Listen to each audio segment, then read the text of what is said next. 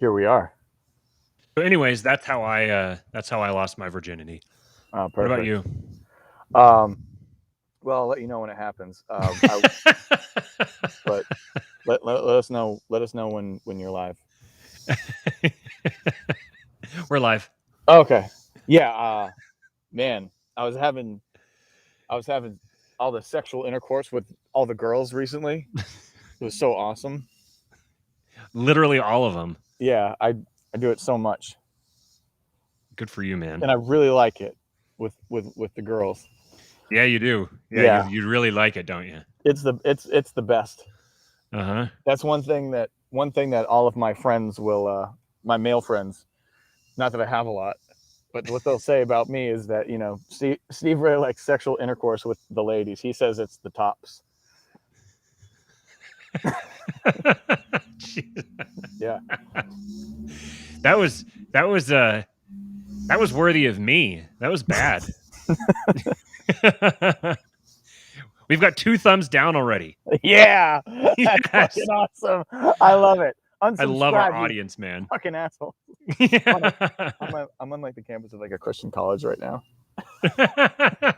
I know it's really Yeah, funny. you fucking assholes. Yeah, I know. I was just like, I'm very quiet. Like even if they hear me, even if they don't agree with the delivery, they'll probably agree with probably the principal. And then here I am. Yeah.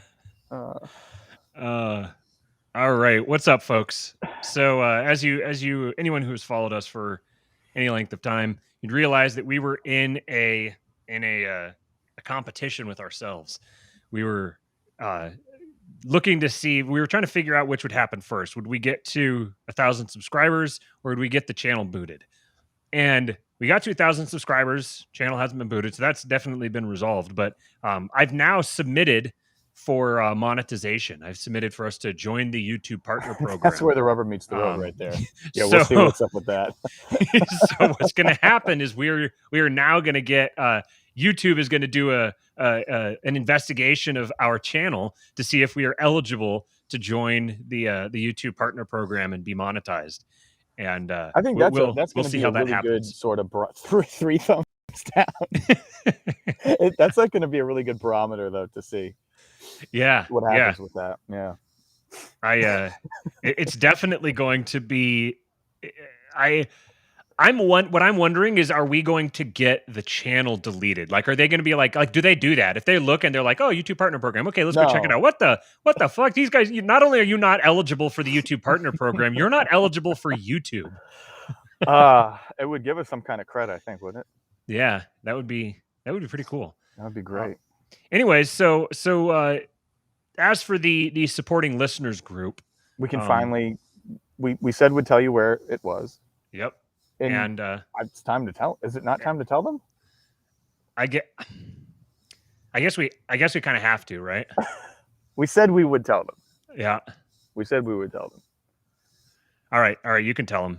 And You can tell them. if you don't follow through on what you say, then what good is your word? You have to do that with. You have to get the camera kind of like up here and then just like look down Oh yeah, below it the whole time. yeah. He does the webcam thing like this, kind of right. Yeah, yeah. All right. Yeah. No So- talking about dingers. So, how many thumbs down are we? 3. 4. 4? Yeah, I see Rookie. 4. Rookie numbers. Yeah. All right. So, as you know, like Matt, we well together. I think we said I may have started it, and Matt kind of went along with it, but yes, yes, yes, that is correct. As Amy has mentioned just now, we are in fact a bunch of YouTube bootlickers, and this whole King Pill thing was just sort of a long con to basically suckle at the teat of YouTube, because YouTube gets kind of a bad rap. So as Matt has said, we've applied for channel monetization, I believe is the pronunciation. And with that, we should shortly be allowed to have super chats where you and let's face it, this is the supporting listeners group that you're in right now. You're more than welcome to send us money. So congratulations, the supporting listeners group. You were here all along, and you never knew it. until The now. supporting listeners group was the YouTube live chat we made along the way. It sure was, Matthew. So And now you guys are congratulations. welcome to support us. So support us, and just, we've probably done over 50 shows, so let's not be stingy. Okay. Right. Yes. Matt has given you ample warning to stop being poor, so you can retroactively support us for listening. Thank you. Yeah, we didn't do all those 50 episodes for YouTube for nothing.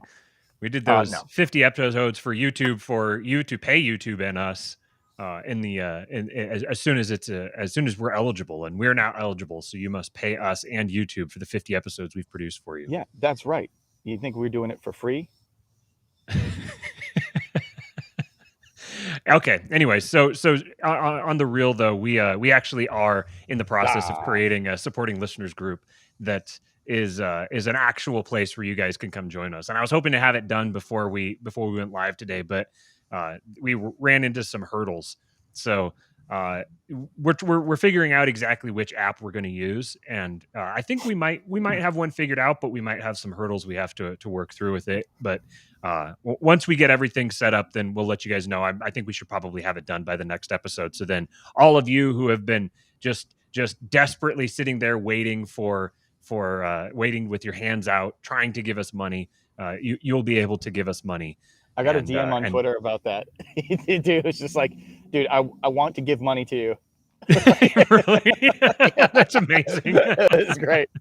I love it. Just tell me how to do it.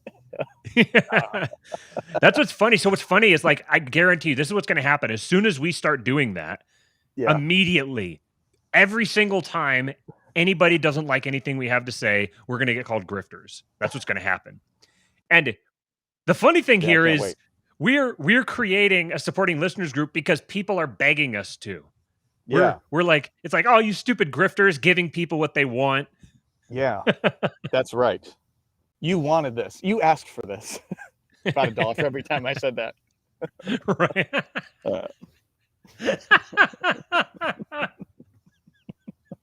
Yeah, that to the girls, fun. Right? That channel, yeah. Please approve us for monetization. YouTube. Thank you. Yeah, girls. Like you said, girls. Yes. Yeah, we're up to 6 dislikes. I love you guys. Thank you, guys. Is that really what's the science on that? Is there settled science on dislikes? I think that the algorithm doesn't care what the ratio is. I think the algorithm, like, right. A dislike is an interaction. So if you dislike someone's video, you're actually favoring them. You're actually, like, you're helping them because you're interacting with the video, and interacting negatively with the video, as far as YouTube is concerned, is better than not interacting with the video altogether. So they'll give this to someone to hate watch. Right. Yeah, that's awesome. Right. I'm so happy. See, isn't YouTube amazing? Like, aren't they just the best? They really get a bad rap. They really are the best. And once we do monetize this channel, if you don't want to put up with those pesky ads, you can pay just $10 a month to YouTube and get YouTube Red or whatever it's called. I think it's even better. It's even better. You get the opportunity to pay $15 a month to YouTube for it. Oh, is it? Oh, yeah. And I don't know how anyone could resist that. Right. I mean, the more the better. I mean, think about how many hours of your life you probably spend on YouTube and have spent over the years. You don't think that deserves $15 a month? Right. They're such fantastic service providers. They've provided us a service in the market, and it's a private company that needs to be supported in the free market for all the wonderful service that they've provided. You know how it works, guys. Come on. We're all a bunch of liberty-loving Austrians here. God damn. Bruce says, do the no agenda value for value model, set up a PO box and take checks. Are you familiar with No Agenda? No. Agenda. It's a really, really good show. They do, like, media deconstructions, but they actually have, like, they have every episode they do, like, I don't know, it's probably like 30 minutes that they spend just reading the donations that people gave them. And they have people who give them literally hundreds of dollars an episode. I've routinely heard in the several hundred, $600 to $900, and there's probably even more. I haven't listened to that many episodes, so Bruce and Amy will probably tell me if there's been even larger numbers than that. But there's people who legitimately give them hundreds of dollars a month just to do the podcast. And see, See, this What is I'm why you saying need is, to what's join wrong our with our supporting audience? listeners group. Is lessons like this that you're subconsciously getting and framing from Matthew, whether you know that you're getting the lessons or not. I mean, that's worth whatever we charge per month. Right. Okay, so last week, it's funny, or what's today? Today is Thursday. So last week, so Monday, we actually did not tell you about our beloved friends at palomaverdecbd.com. Did you realize that? Swore we did, but maybe I guess if you say we didn't, we I didn't. think we didn't. Yeah. Huh. So go check out our friends palomaverdecbd.com. They have fantastic CBD products. If you're already consuming CBD, then why don't you consume the best CBD? And if you're not already consuming CBD, what's wrong with you? Go consume the best CBD. palomaverdecbd.com. There you go. Oh, I have to tell you, promo code King. So with promo code King, you get 25% off any order over $75. And I actually just realized last night as I went to bed that I forgot to place our order in time, so I'm going to have to expedite it. I've got the gummies here, the strawberry lemonade gummies, and I'm down to my very last one. I'm going to take my very last one tonight, and then I'm going to have to wait for days, literally like 2 days, because their shipping is really fast. Ooh, fast shipping. I like that. That's right. If you're like Andrew, like Popular Liberty, who's going to be on later, by the way, as soon as he gets off work, he's going to hop on. I think he actually went and met up with Carlos, or someone who lives in Central California just went and met up with Carlos recently and got and Carlos hand delivered his merch to him. Wow. So they're very good people. I'm going to be actually at the beginning of September. Amy and I together are going to be going on Los Libertinos with Carlos. So Carlos and Vanessa are, that's correct. as Matthew said, they're good people. So it's the completion of the Trump speech right there. The some of them that he was sure of, that's Carlos and Vanessa. That's very true. Okay. Please monetize us, YouTube. Bruce says that over the multiple years, he's given over $3,000 to No Agenda. Wow. Just him by himself. He says, imagine consuming weed. Yeah. I don't have to imagine it. I actually experience it. So you said that you had some stuff that you wanted to. We're going to get into. I tweeted something kind of controversial. Surprise! Oh, Matthew, controversy at a time when we're trying to be monetized. What are you thinking? Right. And this morning, ever since that, someone, I don't know who it was, but somebody came across the tweet this morning, and it took off. And then my mentions have been just completely wrecked with people arguing about anarchy. So. Yeah. Which is not necessarily a bad thing to me because I'm a glutton for punishment. Sure. OnlyFans is banning sexually explicit content. Yes, and I want to announce that I will be starting a new website called For Fans Only, and there's no ban on pornography. So tell your girlfriend and sister to head over to Stevie Boys For Fans Only. The second I saw that, I was just like, all right, I'm gonna learn code. I gotta get a domain. I was in the middle of this editing project, and I was like, man, fuck this. I need to get rich right now. Oh man. So actually that's the big secret that we've been keeping about the supporting listeners group. Actually Nicholas Blanchard, he replied, and I need to get, that's kind of annoying. I've gotten all these notifications because I need to go back and find the conversation I was having with him, because I needed to reply to what he said. He's a very, very good thinker. I can't wait to see to listen to his conversation he just had with Adam Patrick on You're Talking Over Me. I've been really appreciated everything that I've heard from Nicholas, all the conversations I've had with him on Twitter. He's in the live chat right now. Nicholas, post your Twitter ad. I don't remember exactly what it is, but post it here and I'll shout it out. People to go follow you.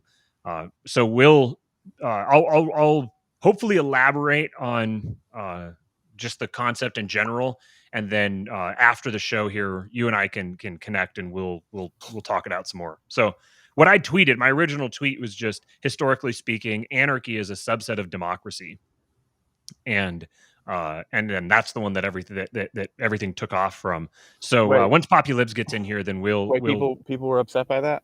People didn't like that. So once Poppy Libs gets in What a here, shocker. we'll dig into that one a little bit more. But okay, so Do Nicholas we is have it's do we have to wait for that to dig into it? Can we just do like a top level? yeah, Is there any chance we we can can do it just do a little now. top level? Yeah, I yeah. just Real quick yeah. before you do that, Nicholas's Twitter handle is at Cheap Seats Econ. I So like that. at Cheap Seats Econ, you can go follow him. He's very much worth the follow. Okay, That's right. as you were, But not as worth a certain dollar amount per month to be determined to go to us. right, Sorry, right. Nicholas. If you have to choose between us and Nicholas, then definitely fuck Nicholas. Yes, and actually, at a certain tier, you will be able to fuck Nicholas after we get done with our negotiations. For fans only. Yeah. For fans only. Stevie Boys for fans only. PalomaVerde.cbd.com. Promo code King. I just and I know this is sort of an annoying place to start from, but how you doing? I just have to say the word anarchy. Just the word. Anytime that someone seems really committed to using that word, I kind of get big time, let me roll up my sleeve to show you my new tattoo vibes. You know what I mean? Yeah. It just it kind of I'm not saying that it's all nerds who have like never been in a fist fight like really happy to use the word anarchy, but like I think there's a healthy amount of that, you know. There's And definitely people who call themselves anarchists specifically because it means they get to call themselves anarchists. yeah. And Yeah. so if the actual goal is, and like, this is what like a lot of the stuff is purported to be, is like winning people over and changing hearts and minds. Of like, it's you have this word that has all these connotations just in the English language alone. Usually chaos. I think what chaos would probably be one of the first words that that people associated with it, right? Kind of think of like trash fires and like, I don't know, like sort of like leather jacket punks, gangs roaming the streets, and it's just I guess I don't know why. I would have to start there. I mean, and I know that like sort of that dangerous association is probably what gets a lot of people going about the word in general. But Edgelords. Edgelords, yeah, if the goal is to talk to normies, because everyone else is so different. It's like, okay, why this word? Why this word? And like even beyond that, isn't it kind of sort of a commie word, like secondary to like the general English word? Kind of comes from like commie shit. So it just seems confusing. Seems like not the right place to start from. And I don't know if you had any insight into that. Yeah, I don't necessarily have. So I definitely was when I considered myself an anarchist. I know that I definitely got the gigglies, because I got to call myself an anarchist. Mm-hmm. But so I know that I'm sitting here hearing all the responses to people, all the arguments, because I'm familiar with them and I've heard them and I've made them. Said them, yeah. And so when you say, oh well, the word means this, so the response is, oh well, that's they took it over, they changed the meaning on us. It was, yeah, that's what it was originally, but this is what it's supposed to be, and they went and they changed it to give us a bad name. Okay, sure. So number one, who is they? That's probably a pretty good thing to determine. Who's they who determined that? And then consider the fact that there was apparently a concerted, like vested interest in changing the perception of the word anarchy or anarchist. So how are you going to deal with that fact? How are you going to deal with the fact that with the very name that you call yourself, immediately you put off most people? Like you don't get to control the language. The language is going to be controlled for you. So if you want to control that actually might be the kind of the prescriptive thing there. If you want to be the one who controls the language, then how does language get controlled? How do people dictate the meaning of a word? Because like a word is a funny thing. It's just like this like mouth sound that you make, that people associate a mouth sound with a brain picture. So when I make a mouth sound, if it gives you a different brain picture than the one that it gives me, then it's up to me to figure out how to put the right brain picture in your mind. So it's not that you get the wrong brain picture when I make this mouth sound, so you need to get the right brain picture. That's not how it works. Assuming that that's actually the goal, and Right. like not just to in-group signal or whatever. Right. Yeah. Yeah. And because this is kind of like my thing with the LPMC, where it's like when I start criticizing it, it's like at each layer of it, it's wrong. At each layer of it, the people that I'm arguing with are wrong. So I have to. So it starts feeling like I'm just moving the goalposts because it's like, well, it's wrong because of this, well, an answer, and then that actually, speaking of that, it's wrong because of this too. So in this case here, the fact that that number one, that when you use it, other people get the wrong brain picture. So you might want to address that fact. And then also there's the fact that people that use it are using it not specifically because they want to give people a certain brain picture, but because they just want to signal to other people and have other people make them be like, oh yeah, me too. Right. I'm this is our little in group that we're all signaling to. Right. But then even beyond that, it's yet to be determined whether there's even any utility in creating a specific brain picture for other people. Like, is it actually valuable to try to convince people that anarchy is the way to go? Like this is within the nature of anarchy. Is it useful to engage in the process of trying to convince people to be anarchists? Does that get you anywhere? And I would say, again, at that level, no. But then that's kind of the premise of the entire show, really, is if like at its basis, probably what got us to start doing this show is wanting to poke holes in the wanted to poke holes in the hive mind, kind of the libertarian hive mind, and maybe kind of like, or maybe it's like poking holes in the echo chamber. Maybe that's the correct analogy, and try to get people to start thinking more broadly, more comprehensively about these issues, trying to go a little deeper into them, because that's on one hand, if you've arrived at the ideas of anarcho-capitalism, you kind of can't be a shallow thinker almost by definition, just because, I mean, in the future, that will be the case because now you actually have like people who are ANCAPs having children and their children growing up. And so people are actually growing up with the ideas of anarcho-capitalism. With like prior generations, it was like people were already adults and converting to anarcho-capitalism. So like if you get to that point, there's it's kind of like understood that you have to be kind of a higher level thinker. But that's only relative to the majority of the population. Just because you're a quote unquote higher level thinker to the point where you actually maybe kind of reason your way to anarcho-capitalism, there's still a whole long ways you could go. That only makes you like higher level relative to the majority of the population, which says more about the majority of the population, because really the whole conception of anarcho-capitalism is pretty shallow. Actually, it's really rooted. It's very new. Number one, historically speaking, and it's very constrained or restricted to within just a small segment of thought. It doesn't address a whole lot of stuff that's really actually very, very important. So it's kind of like it's shallow within or it's deep within a certain context, but it's actually fairly shallow, and there's a lot greater depths to plumb for meaning and understanding to kind of flesh out your picture of the world that it's seeming more and more to me as we've done this and as we've gotten into these conversations that a lot of people either aren't capable of doing that kind of deeper, more meta level thought, or they just aren't willing to. I don't know what it is. I don't know what the difference is there.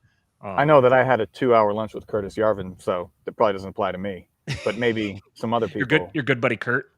Yeah, I mean, how's he doing? I know you guys could just hardly stop talking to each other. Doing good. We talked for 2 hours over lunch, so it's like we needed to talk again or anything like that. Even if I emailed him, but yeah. So it's I presume he's doing well. Yeah, I mean, you know how it is with friends. You just sort of let them live their lives, and at any moment they'll just pop up and hey, and nope, okay, but at some point, that'll Poor happen, Steven. and it's okay. It's not a big deal. We had at least we had Paris. At least we had a very quiet Italian restaurant that was not quiet because of mostly him. I was gonna say, Yeah. Oh boy. girls though, right? Girls. Oh, dude, they're the best. Yeah. Yeah. Like sexually, you know what I mean?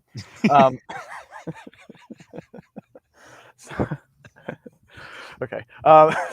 So I think there's a seminary here. I'm like, not it's like right over there. Wait, so Yeah, girls? God created girls too. Sometimes they act like they don't know that. I'm just kidding. I mean, listen to the hue and cry about OnlyFans banning sexually explicit content. Now all the chicks that are on OnlyFans are like, they're like, how else am I supposed to generate value? I saw unironically a comment. Someone said, thoughts patrolled. Now these girls are going to have to figure out how to provide something of value or something along those lines. And I was just like, oh man. I just wanted to say real quick. Yes, we're philosophers here. Noted. That was very, very good, Clockwork. What a euphemism that's going to be in a very small circle, philosophy. Just with the anarchy thing, not that it annoys the piss out of me that I need to keep going back to it, but even if you take kind of a small in-group, this is a thought experiment I like to sometimes touch myself too.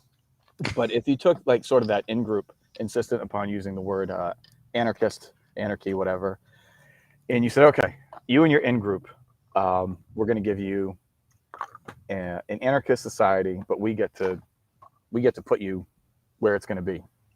But you and your friends can go there and be anarchists. I think most of them would maybe sign up to try it. And the place I'm going to choose is just to see how everything goes is South Side Chicago, or maybe St. Louis. I don't know which one yet. But I wonder what percentage of the people who advocate for an anarchic society stand any chance of surviving one, if it was truly left to nature. Right. Yeah. But what you're kind of doing in Estados Unidos is you're kind of letting like Christianity do a lot of heavy lifting in terms of the underpinning of your would-be anarchic society. And I think we've said that gets overlooked quite a bit. Right. And that kind of ties into what I was saying about Ron Paul when he was started going. I was seeing his name everywhere, like even more than usual. It was Ron Paul was right about everything. We need to tell people that Ron was right about everything. We need to evangelize Ron Paul. Not that you guys are religious people who don't know that they're religious and have found somebody that you're replacing Christ with that's not yourself. But I value people who are correct. I value people who seek the truth and find the truth. But there's just something a little bit intense about needing to show the world that Ron Paul was right about everything, especially in 2021, where it seems like I have a hard time finding anything that sort of matters less, like quickly with time, like being right. Scott Horton was right about Afghanistan. We need to tell everybody. Tom Woods was right about who Tom Woods did an amazing job of collecting resources and talking to different people, putting together information for just like the public at large that just kind of showed what BS some people, but not me, think this whole past year, please monetize this YouTube, has been. And it really did an incredible job. But to what end, the idea of the idea of that being right has any kind of relevance to like the world that lies ahead. I can't get my head around it. Um, and so I think I kind of put out there, that since everyone was talking about Ron Paul, it might be timely to remind everybody that he was a Christian, just because I think it's more applicable. Right. And and that seemed to, I don't know, that seemed um, to get some people going too. But I mean, if you're asking me, like, if you've lived for the past 18 months, if it's the same 18 months that I've been exposed to, you ask me like what's more useful for the future, having been right about everything or continuing to be right about everything, or this over here, I would say that one. I would actually say even if this was like an empty bag, like compared to being right about stuff, that's just so over. It just it Right. just it just doesn't matter. Yeah, I'll take Yeah. mystery. I'll take the mystery box. Yeah. There's no I think when they say that, Ron Paul was right, what basically kind of like the implicit claim is you should have listened to us. Hmm. You should have let us make the decisions. And that's a power claim. Hmm. So like right there, you're saying we should have been the ones in power. But then you're rejecting the opportunity to get into power. You're rejecting the premise that power is something you should pursue, unless you're going into the LP. So then you're kind of like we're gonna get power, but we're not gonna use it. We're gonna kind of get power, but as I found, if you ask what are you gonna do with that, like what's the plan, then there kind of isn't one. But when you say Ron Paul was right, okay, so why is it that being right didn't change anything? Why is it that Austrian economists predicting the housing market collapse, or others, even non-Austrian economists, what value is being right if it doesn't change anything? Hmm. You might say, well, it's not our fault that it doesn't change anything.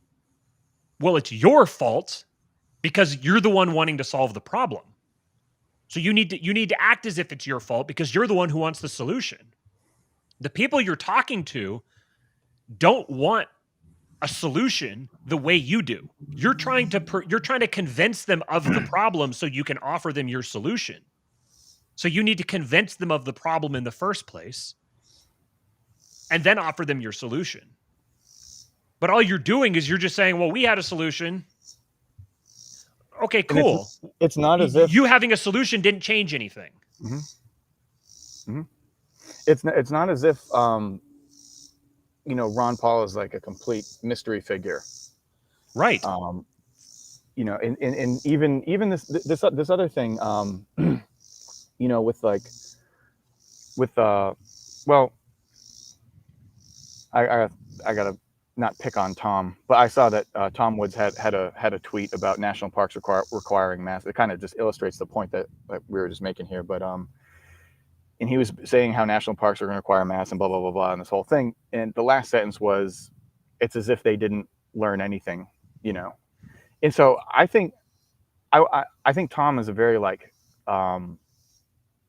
well-meaning, probably a good person, but I also don't think that he's naive enough to not recognize that there's just evil, nefarious people out there. So I'm sure when he writes that sentence, it's as if they didn't learn anything. I get the idea that he's doing something there. Like I don't, I think he's perfectly aware that the goal is not has nothing to do with if people, if the powers that be learn something, then things wouldn't be this way, or they're looking to make the best decision.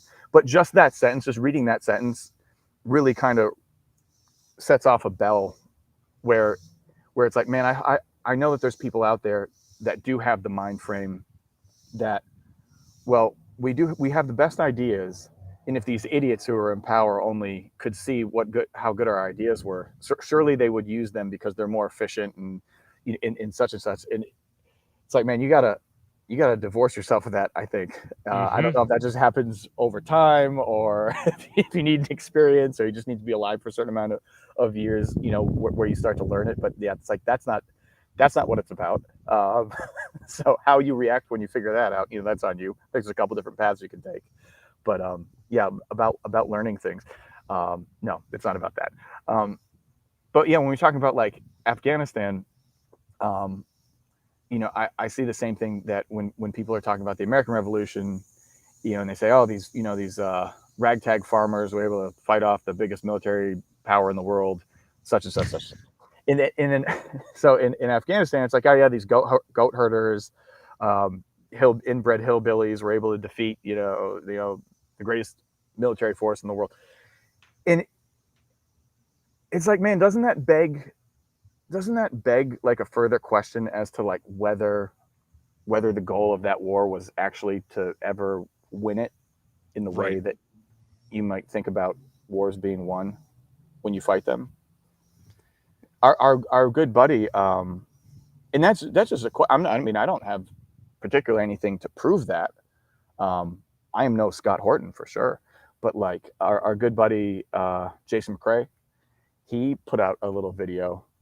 Um, just like I just saw it before I got on here, and he was talking about how the goal of that war was. I wish we had it queued up and we could have played it, but yeah, but it was great. He's like, yeah, we were supposed to stay there till it was not useful anymore, you know. So the idea that because these inbred hillbillies, you know, fought off the U.S. military, um, if anyone's using that to goose themselves up, living under a regime that runs on the idea that there are in fact a bunch of domestic inbred hillbillies that are looking to rise up and fight the U.S. government. Um, Right. yeah, like don't start feeling yourself. You know, just Right. as a PSA, and you know, and kind of like using that to inject energy into any kind of like revolutionary or what they think is a revolutionary libertarian-y 1776 kind of a situation. That seems pretty irresponsible. That's a good way of you're proving their point. You're Mm-hmm. proving their point. So you're going to inspire the exact action that you claim to be opposed to. Because like they would win against you. You know what I mean? Yes. The United States military, you can say whatever you want about Afghanistan, they will beat you, like no doubt.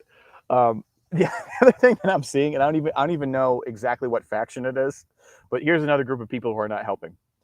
Is these people who are I don't know what level of tongue in cheek it is, but sort of like like nuzzling up to the Taliban because they're conservative and I Right. mean, it's kind of funny. Um, but yeah, considering that this entire administration is trying to convince people that the real terrorists are their neighbors who like allowed people to vote for Trump, I don't know that it's particularly helpful if you have a community of people who are platforming the Taliban. I guess might be like the funny. Yeah. It's like you're really helping them. When they do that with groups in the Middle East, they're just like, yeah, Al Qaeda is the same as this. This is the same as this. So we could just go after all of them. It's just like you're doing that work for them by by you as an American person sharing memes about the fucking Taliban, like in a positive light. What that tells you is like they it tells you the degree to which people are larping just in general. Like when people are talking about politics, we're so divorced from the real world. Like everything that happens in politics just happens on screens in front of us. Mm-hmm. We don't actually personally experience it. Well, Andrew's in here owning up to it. Like there's a couple people who's like, yeah, sorry, dude. Oh, well, that's what I'm saying is that when people are doing that, they're just memeing because they're Right. recognizing this irony. But like what the last 18 months should prove to you is that pretty soon these little jokes on the internet are going to Mm-hmm. become accelerant for the regime. Right. Um, because like that's the thing too. I don't know how everyone's personal life, business life, whatever is like split up. Like some people are just out there, and that's great. But I just wonder, you know, for all these like Like I saw a couple that were hilarious. I wouldn't think of sharing them or like anywhere pretty much. Um, but it's just like it's like what percentage of people that you know in your life would you like even if you had 30 seconds to explain it, right? Like would you share with oh yeah, this is pretty funny. You know, this check out this Taliban meme. Come on, you Right. don't get it. Well, hold on, I got 30 seconds. I'll explain it to you. But then all it is just like it's your face, like on in the fucking top left corner of like a news screen, and just talking about he even shared several memes endorsing the Taliban. You know, you don't get your Right. 30 seconds because you're Taliban sympathizer. you're in Guantanamo somewhere. Yes, Right. Taliban sympathizer. This is a And fantastic point. Mark Metz says next time libertarians compare themselves to the Taliban taking down the American empire, point out to them that the Taliban doesn't have an atheist problem. Whew. ooh, Whew. that's spicy right there. That was a spicy little meatball. Yeah, Shout out Mark Metz. damn. There was another one here. Someone said that that I was going to share up here. Josiah said it wasn't a war so much as a money laundering scheme with collateral damage, and that's exactly it. That's exactly what it was. Sure. And when you have these takes like, oh, they just don't get it. Like how could they possibly understand? It's like, oh, is the libertarian criticism of the state that it's just inefficient? Like, is Yeah. that where you're coming from? Because that's what it seems like when you critique these things, as like Tom saying with the national parks. It's like they didn't learn anything. That's implicitly conceding the ground that these people are supposed to be what they claim to be. Mm-hmm. You're Mm-hmm. conceding the ground that that's the purpose of the institution, and it's very clearly not. At this point, I could see 5-10 years ago you might still be under the illusion that that these institutions are reformable, or basically that they're intended to be one thing, and they've just kind of, it's like a historical happenstance that they've gone awry. It's like a But John Stossel kind of a position. right, These very wacky much kids so. just can't get it together. Right, But yeah, and I think Tom knows better, right. and so I don't know what I don't know. I don't. I just It's formulaic. It's like a formulaic content creation mechanism. I think that mhm. people are they're like, again, it's kind of, it's like LARPing sort of, where people aren't directly engaging with the situation. They've abstracted it out, and they've kind of removed it from actual reality, and th've turned it into, rather than talking about what's actually happening, they're talking about people talking about what's actually happening. So you're getting kind of like you're getting almost like an intellectual game of telephone, kind Mhm. of. And Mhm. like, because if I know that if I talk to Tom right now and I presented that critique, or what, not, it's not a critique, just if I made that case to Tom, he'd be like, well, yeah, of course, like, of course these are institutions that are explicitly designed to facilitate this type of corruption. They're functioning as they're supposed to, using the Machiavellian formal versus real.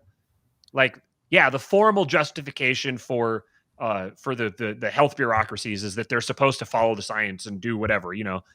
That's the formal explanation for why they exist. But the real explanation for why they exist is very clearly to facilitate the whims of the regime. And I think that the sooner that people began talking about it like that and began recognizing that, the better off the whole community of kind of, it's like, I don't even want to call it a movement of liberty minded people. It's not a movement. It's just like a bunch of people milling around. They're not going anywhere. They're all just kind of like zombies. Like, you ever play like a zombie game, and I was waiting for it. you come into like there'll be like a level, and you can kind of peek into the level, and you'll see all of them just kind of shuffling around mindlessly. And then you knock a can over or something, and they all are like, and then they come running. It's like libertarians are kind of in that status, where they're just all kind of shuffling around, mindlessly milling around in this one level of the game. And it's like, how do you light a fire under them and get them to break through these this LARPing, and just like not engaging with these matters seriously, not actually porting them to the real world and testing your ideas, testing the impact of various forms of messaging, all that kind of thing. There was an immigration tweet, fantastic immigration tweet from Jeremy Kauffman. He said, "I'm not anti-immigration. I'm pro people being able to live in communities according to their values." And Bad Libertarian Takes, which is just the most cringy account on Twitter, it screenshotted that and then shared the thing from Rick and Morty. It says that sounds like being anti-immigration with extra steps. And So so what Bad Libertarian Takes actually gives some pretty bad libertarian takes under the guise meta. of pointing out bad libertarian takes. Right. Okay, Right. okay. I was wondering which way that was going to go. Maybe the account is like a really elaborate troll that Maybe. It's like trolling in the For like metaverse. us, yeah. No, it's definitely a fakertarian's Situation. Product. But so what I said about that is I said the fact that quote unquote people being able to live in communities according to their values is considered an anti-immigration stance is an implicit acknowledgement that libs see immigration as a weapon for specifically targeting and destroying communities of people who have the wrong values. That's the difference between the formal discussion about immigration and the actual discussion about immigration, the real discussion about immigration. The people who are talking about immigration, who are defending it like this, you can tell by the way that they talk about it that even people voluntarily being in communities of like-minded people that share their own the same values, that's implicit. That's like intrinsically a bad thing to them. Immediately when they see that, they're like, oh, this is wrong. This needs to be changed. This isn't acceptable. So if people voluntarily chose this thing, they're saying that would be bad. That's anti-libertarian for people to voluntarily choose to be in communities like this, which means to them, the baseline is that those sorts of communities need to be disrupted and broken apart. And that they're going to use immigration for that purpose. They're saying, well, it's good. It's a good thing for society when immigrants are brought into the society.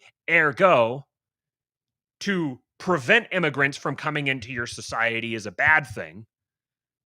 And because you're depriving your society of diversity. That's you should be able to recognize like the baseline of their thinking, where they're operating from. So then when you engage with them, if you engage with them, you really shouldn't engage with them apart from just shitting on them. But if you're going to engage on that level. Recognize that the regime isn't supposed to learn that lockdowns don't stop COVID. Lockdowns aren't supposed to stop COVID. That's not why they're locking people down.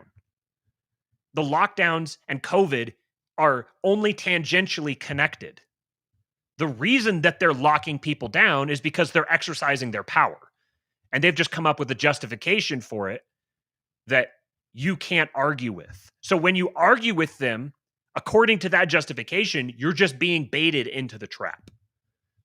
And this is happening at the micro level. This happens at the macro level with anarchy in society in general. This is just a microcosm of the macro level phenomenon. So let me see real quick here before I try to go any further here. I want to see if Andrew is coming in or not. He hasn't replied to me. I think he was gonna hop in here. So I won't go more into the tweet about anarchy and democracy just yet. I'll wait for him to show up and join in. Did I cut you off? Were you about to say something? You're muted. I was not about to say anything. I cannot speak for Hispanic Outreach Jason Stapleton, however. We fought it back, but boy was he about to unload. For the supporting good listeners thing you were group, muted, huh? Yeah, for the supporting listeners group, yes, perhaps you will be able to meet Hispanic Outreach Jason Stapleton at some time. But that's at a very particular tier of support. Yes, when you guys start hearing Steven's regular impressions, like you've heard them a few times here on the show, but he holds back a little bit when he does the impressions on the show. And to some degree, it's just because of the great respect that he has for our beloved, our benevolent patron YouTube. We have very much we have a lot of respect for YouTube, and so we don't want to offend their sensibilities. No, But never. also he's okay. Populib says he's setting up now, so he'll be in here shortly. We like that. Yeah, so he's also when I don't remember what I was saying. No, neither. Yeah.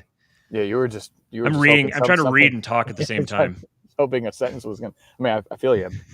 Yeah. Just hoping a sentence was gonna happen. Exactly. That happens sometimes when you're here. You're just kind of talking, and it's like, well, you can't have dead air. So I'm just going to keep my lips going and hope that a sentence comes out. And if it doesn't, then oh well. Yeah, because the gentleman paid. Anyway, I feel like I'm like, I don't like the word anarchy. I think it's dumb. And Andrew's going to come on here and just talk about the entire history of the word and why it's wrong, why no one should use it ever. That's right. That's right.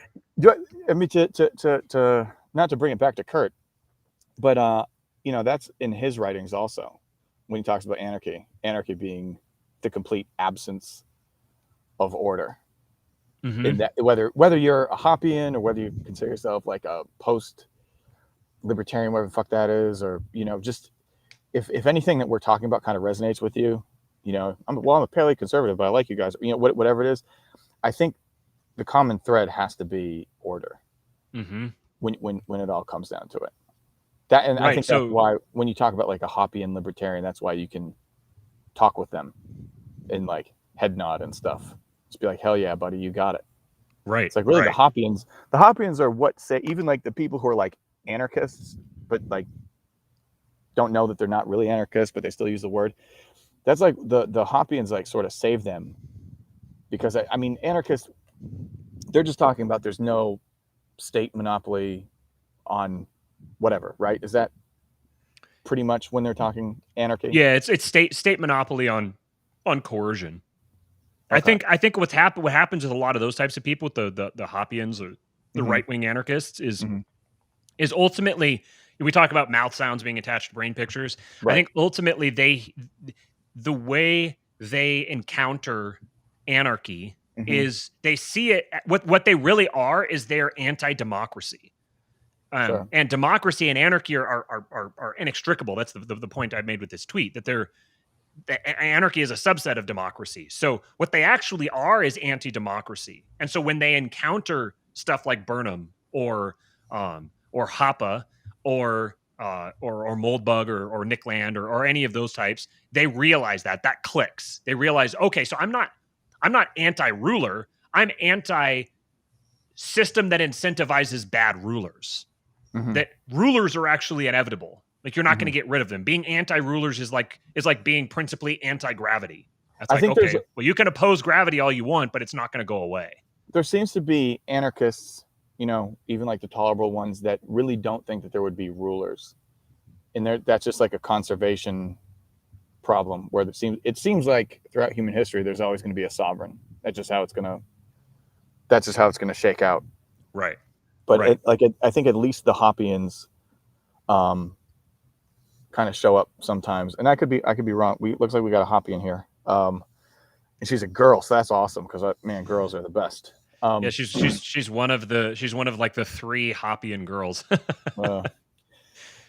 Because Hoppian, actually, you know, something just occurred to me. Okay. I was going to say that if libertarians, it's like you get the standard population is the distribution between men and women, and then you go to like interest in politics, and then you're going to like weed out a whole bunch of women, and then you go to like interest in libertarian politics, and a bunch more of them are going to go. I was going to say when you go to like Hoppian, like I was going to say, well, that would even more would fall off, but I actually wonder if it might be the opposite because of how based Hoppianism and its cousins are. I wonder if there ends up being like an uptick, like proportionally more women are interested in Hoppianism or it's associated with NRX, that kind of thing, relative to libertarianism. I don't know, because the Hoppians show up and at the very least, kind of broadly, they're just like, wait, did you think there weren't going to be rules? Is that what you right? Like, wait, no. You're libertarian because you hate your dad. That's all. You're just like working out all of your anger with your dad, right? Yeah. Okay. So that's like the split. But over here, where the grown-ups are, yeah, there's gonna be rules and stuff. So Right. Yeah, this isn't going to be less authoritarian. This is going to right, be more authoritarian. The problem with the state is that it makes societies not authoritarian enough, and that's what causes tyranny. The mm. tyranny is from a lack of authoritarianism, not from too much. Mm. That's And and here, yeah, because I was my Yarvin thing, but the way that he presents it is that from order and chaos, like you move towards order, you can never have too much order. And so then people freak the fuck out and just say, "Oh no, that leads to tyranny." And he says, "No, tyranny, no, tyranny is on the side of chaos." tyranny is the That's opposite direction. right, and that's kind of like a challenging thing to explore. But I think when people do, that opens up an interesting whole new set of ideas that might hopefully get you to stop using the dumb word anarchy. Even though I'm sure if you're out there and it's like that's a good word, like we might agree on stuff, but I think the word's dumb. I just realized on Twitter right now, this is not a good sign. On Twitter, Al Qaeda is trending, so that should give you an idea of where popular sentiment is turning. In my tweet, I said, historically speaking, anarchy is a subset of democracy, and I replied to it and I said, in other words, if you consider yourself anti-democracy and you also call yourself an anarchist, you're philosophically embodying the archetype of the guy who hates his father so much he becomes him. Because that gets that fatherhood thing in there again. Pretty She funny. says, Did you see what she said? She said, "I'm hopping because I had a great father." there you go. Yeah, yeah, that's good Right. timing. That's fantastic. She said, a friend of mine, Jared at End Democracy, shout out Jared. Jared's a really good dude. Hopian.org, I think, is where he's with. He said he's made the great point that we need to brand as anti-tyranny, not anti-authoritarian. Yes, Ooh, absolutely. God, I love that, Absolutely. Jared. Tyranny is the opposite of authority. Mm, Tyranny is you can't call it authority. You can't call it authority if they aren't responsible. If there isn't responsibility with it as well. That's not someone in authority. That's somebody that's a criminal. That's someone committing a crime. Like the concept of authority precludes that. Uh and if it doesn't, maybe you just got like maybe we have to maybe instead of anarchy being the word, we have to recover its authority. We need to mm, recover authority and make it fair good point. again.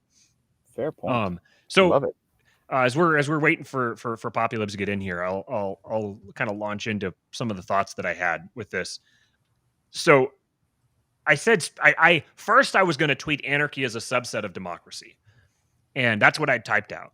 And then before I hit send, I was like, that would be more provocative, but I'm going to qualify it a little bit just so I can still otherwise it would feel intellectually dishonest if I didn't. So I I added historically speaking because I believe that you can't separate an idea from its history. This is something that I've become very convinced of in the last, I don't know, 10, 12 months, something like that.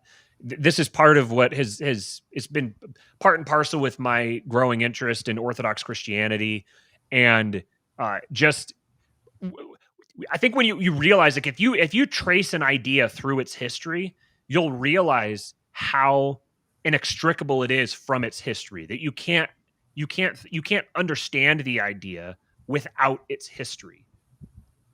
Ultimately, if you're not incorporating the history, you're not actually talking about the idea, you're talking about your own version of it. And that's fine, but again, we're dealing with this problem of mouth sounds and brain pictures, and we need them to match up so to make sure that we're all talking about the same thing. So we have to make sure that I mean, it's not an exact science, so I'll never know for sure that when I make the specific mouth sound X, that I never know exactly what sort of X is appearing in your brain. I won't know for sure, but we're trying to get as close as we possibly can. So to fully understand how someone arrived at this idea, you have to understand where it came from. At some point, like ideas, as the Carl Jung saying that people don't have ideas, ideas have people. So I think that that's true, and that may even literally be true. So then, if you're going to study the idea, you need to study it detached from the people. You need to study it as something that has progressed through people and is a phenomenon that transcends people, so that you can fully understand all of the context. You can fully understand how people arrived at those specific thoughts. And so, in this sense,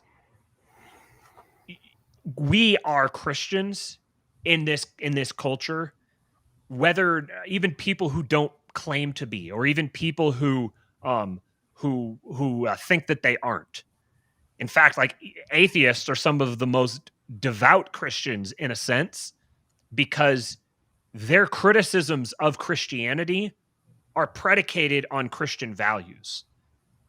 The All of the like cringe new atheist Sam Harris types, they are all criticizing Christianity on the basis of Christianity. They're effectively saying you aren't you're not in here, Poppy Libs. They're effectively saying you aren't Christian enough. You're not living up to your Christianity. You're not being a good enough Christian. A good Christian would be blah blah blah. And here's where Christianity falls short. Well, what does it fall short of? That idea that they have of what the ultimate good would be is a Christian's conception of what the ultimate good would be. And the way that you can understand that is you can compare the idea that they're thinking of to what was considered the ultimate good for people prior to Christianity and separate from Christianity today. Here you go. There he is. There he is. he's making his sexy gay face that James Gentleman picked out for him. You're muted. Muted.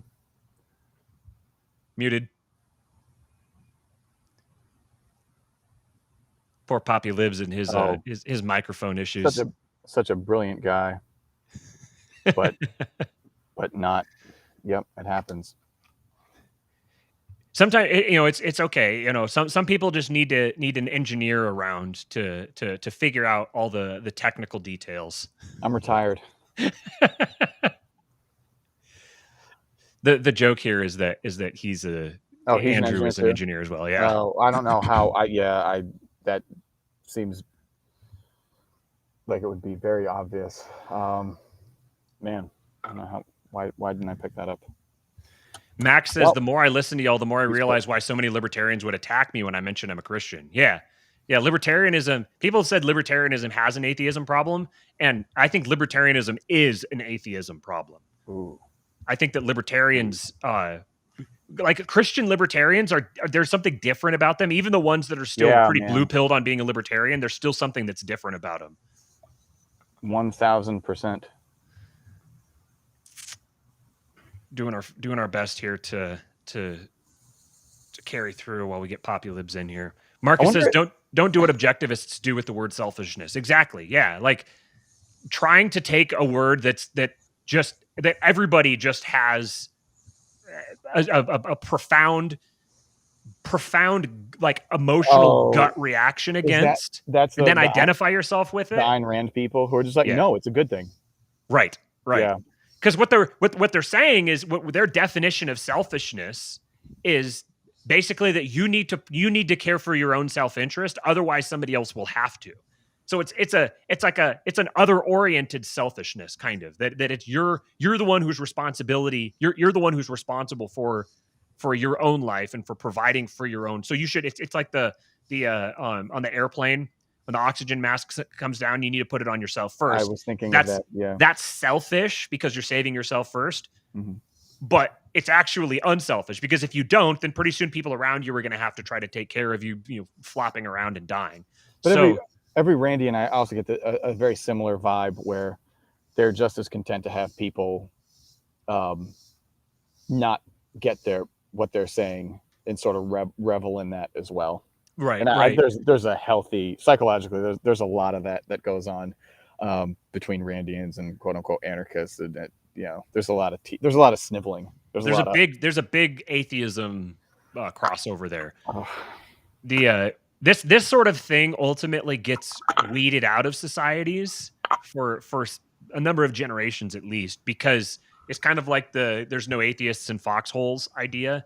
Like when the shit starts hitting the fan, you get a big decrease in the types of people who want to talk a lot of shit online and blow themselves up because they're, like, oh, I've got all the best ideas and everything.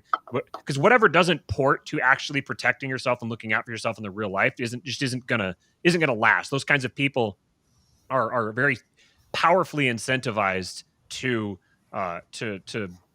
stick with the stuff that's relevant and actually applicable to the real world. Okay, let's try now. You got him? Nope. No Oh, audio. Andrew, what is going on, buddy? Let's Andrew looks so boyish right now. Why does he look so young? he is so young. Is he? Yeah. How young of a lad is he? I don't know. He's definitely younger than you. I know that. Okay, fuckface. I was just, a number would have been Hey, fine. hey, There we right. go. There we Yeah. go. There he Okay. is. Yeah, enjoy it, Andrew. Okay. Hi, hey guys. All right. I called Steve old, so he's mad. Oh no, he's not that old. How old is he? I'm not gonna say. All right. I won't. All right, I'll let him say that. Amy says, man, Amy, she is smart. She's hot too. Libertarians still replace God with the state, unlike liberals. They won't admit it. Yeah. They replace God. Yeah, they replace God with the anti-state. So the state is wrapped up in their in who they consider their God, who they've positioned themselves to. Before we get into stuff here, I just have to shout out Bob Murphy. A couple of people are mentioning him here. Bob is one of the best people I've ever met. He's a fantastic human being, genuinely very, very good person. And anytime that I ever say anything bad about anarchists, it doesn't apply to Bob Murphy. I'll just say that. I agree. Cooper says Bob Murphy once said he actually sees himself as a monarchist because he's a Christian, which is based, I guess. Yeah, I think I remember him saying that, and that's a good sentiment. Yeah, Bob is a more high functioning libertarian, Yeah. Mark says Bob Murphy did an episode refuting Yarvin's ideas, but it was all about economics. I want to hear what Bob says about Yarvin's monarchist ideas. I'd be interested in that too. Okay, so I would love for Bob to critique archotropism, but it's like like every libertarian who wants to talk about it, there's like, yeah, I think I agree with every point. Right. It's like I had that critique with Ace, and by the way, Ace didn't really want to do that critique. That was kind of sprung on him at like the very last minute, and so he kind of walked in with like, I don't really have a criticism of archotropism ready to go, but that's why we spent basically the whole time of the episode on Jose Gallison's show of critiquing archotropism, where he spent most of it just agreeing with me the whole time. So that's funny. And he's like one of the smartest guys on Twitter. So I mean, I don't know. He's the one who made this tweet, who blew up my notifications for the day by starting this debate back and forth about anarchy and democracy. And just so you guys know, Steven's gone. He peaced out. So where did he peace out to? He had to go to work. He has his dance class. War on poverty. Yeah. Right. War on poverty. his personal individual war on poverty. I mean, war on poor people too. What'd you say? War on poor people too. That's right. Biodiesel. Right. Steve's job at the biodiesel plant. He just keeps getting shorter and shorter every day. I don't know why. Okay, so as a recap, I know you were in there. I know people have been listening, but I'll just so my position is that anarchy is a subset of democracy because the conception of anarchy is a product of democratic thinkers. So the idea of anarchy that people talk about when they discuss the philosophy of anarchy, they're discussing a philosophy that has been derived through the democratic classical liberal tradition. So they're building on a foundation of democratic thinkers, of classical liberal thinkers, of liberals. Yeah, you can liberal and democracy are when you're speaking on the philosophy level, they're the same thing. They're near synonyms, yeah. Yeah. So when I made this case, so real quick here. So Nicholas had said, I'm not following as to how a sovereignty distribution is a subset of a decision-making strategy. So I want to clarify that what I'm speaking of here, when I say anarchy, I'm talking about anarchy as the philosophy. I'm talking about the historical ideological phenomenon. I'm not talking about the hypothetical application of anarchic principles to a hypothetical reality. I'm saying anarchy as it manifests in our world today, as an ideological concept. And it's a subset of democracy as an ideological concept as well. And one thing that I pointed out earlier is this Mott and Bailey that happens with anarchists when they defend their position. So a Mott and Bailey is an argument. It took me a long time to actually like wrap my mind around what a Mott and Bailey was, but once I understood what it was, suddenly like conversations on the internet are vastly different now that I understand what a Mott and Bailey is, because you see how often people do it. What it is, I thought it was like some sort of bait and switch. It's similar, yeah. So what it is you have the idea is that you have, I don't remember which one's which, but you have like the central stronghold within the castle, and then you have the outer gates. And so you're what you're doing is you begin defending one position, and then when it's critiqued, you shift to defending the different position, the like less specific position. Okay. And then when that's critiqued, you go back to defending the main position. So the Bailey would be the moat. Mott is like the moat. That's perimeter. Bailey is the citadel. Right, exactly. So it's also kind of, it's like moving the goalposts, but it's a specific kind of moving the goalposts. Yeah, when you get more vague. Right. So when people say anarchy, there's multiple ways you can understand that. We're speaking within to make it perfectly clear, we're talking in an anarcho-capitalist, Rothbardian, Hoppian context. We're not talking about the common understanding of anarchy. I want to make it clear that we're talking about the type of anarchy that you guys are talking about. That's what we're talking about, the philosophical school of thought. So people will talk about anarchy, and they'll say something like, well, under anarchy, this is what it would look like. So what they're doing is they're using the word anarchy to mean the completion of the realization of our ideas into the real world. So imagine a hypothetical reality. It's like the state of anarchy. So they'll describe anarchy as the state of anarchy. Then when you critique it, they'll shift their position and they'll say, well, actually, anarchy is just any private voluntary relationship between one person and another person. You're like, everybody, 99% of the population exists in a state of anarchy with one another. They'll say something like that. And so then they'll ping pong back between these two positions, back and forth between these two positions. And the word anarchy cannot mean both any voluntary interaction between consenting individuals and an entire society built upon that as a premise, because those are two separate ideas. And when you talk about the philosophy of anarchy on top of it, they are like three different multiple equivocations they're doing here. Right. So what ends up happening, and now I want to be clear that I don't think people are doing this to be intellectually dishonest on purpose. I don't think that they're doing it to be evasive. I think it's just sloppy thinking. It's inadvertent.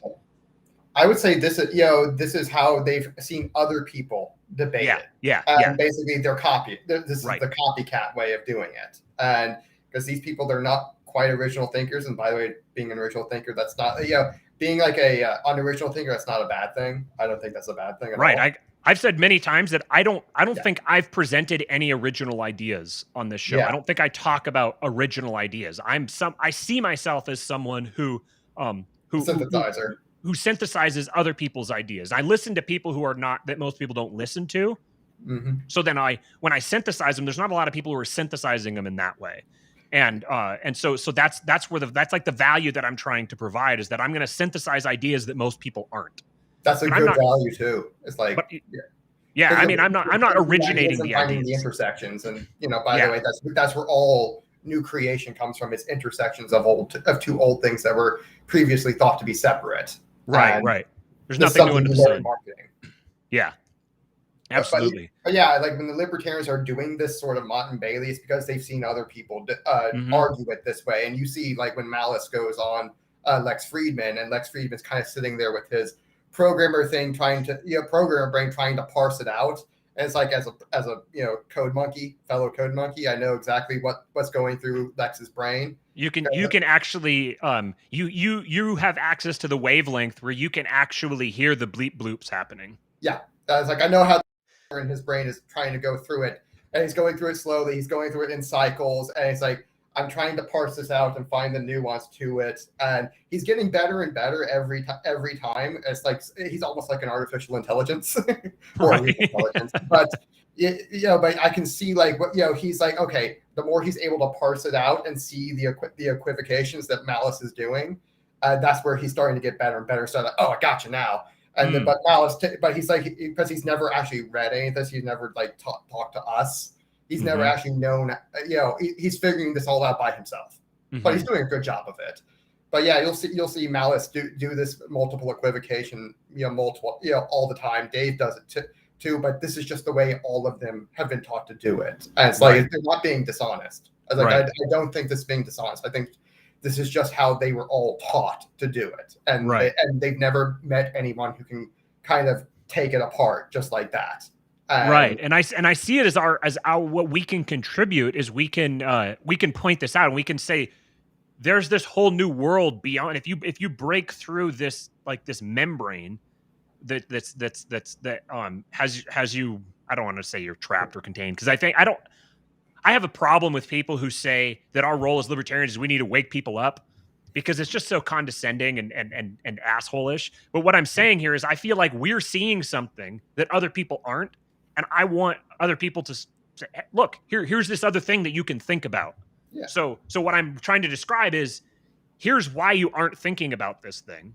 So if you target and address that part of why you aren't, then that might open up this new world of thought and ideas for you. So this the thing that causes that, I think, is really just not having considered these possible alternatives and not thinking about it in this way. It's that simple. You just, if you haven't thought about something in a certain way, you haven't thought about it in that way. And that's just, anytime's a good time to start.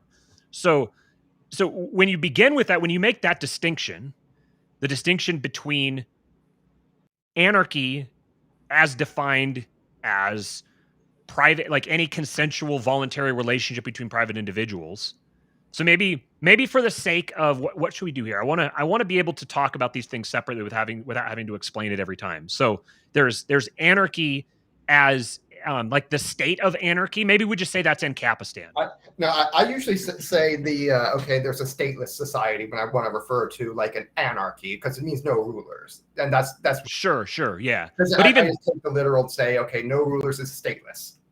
Yeah, because even then you still have this same issue of when people visualize, especially when anarchists visualize a stateless society, and when we talk about a stateless society, our stateless society has a strong, powerful government. It has centralized power, as centralized as possible.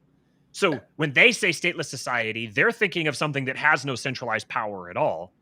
And we say stateless society. So again, you're getting the same mouth sounds and brain pictures are different. So I want to make sure that we're all on the same page, using the same terms the same way. Yeah, stateless society and voluntarism are two ways I distinguish those. So when they switch and say that, oh, well, what I really mean is a voluntary society or something like that, or consent-based society is another way they frame it.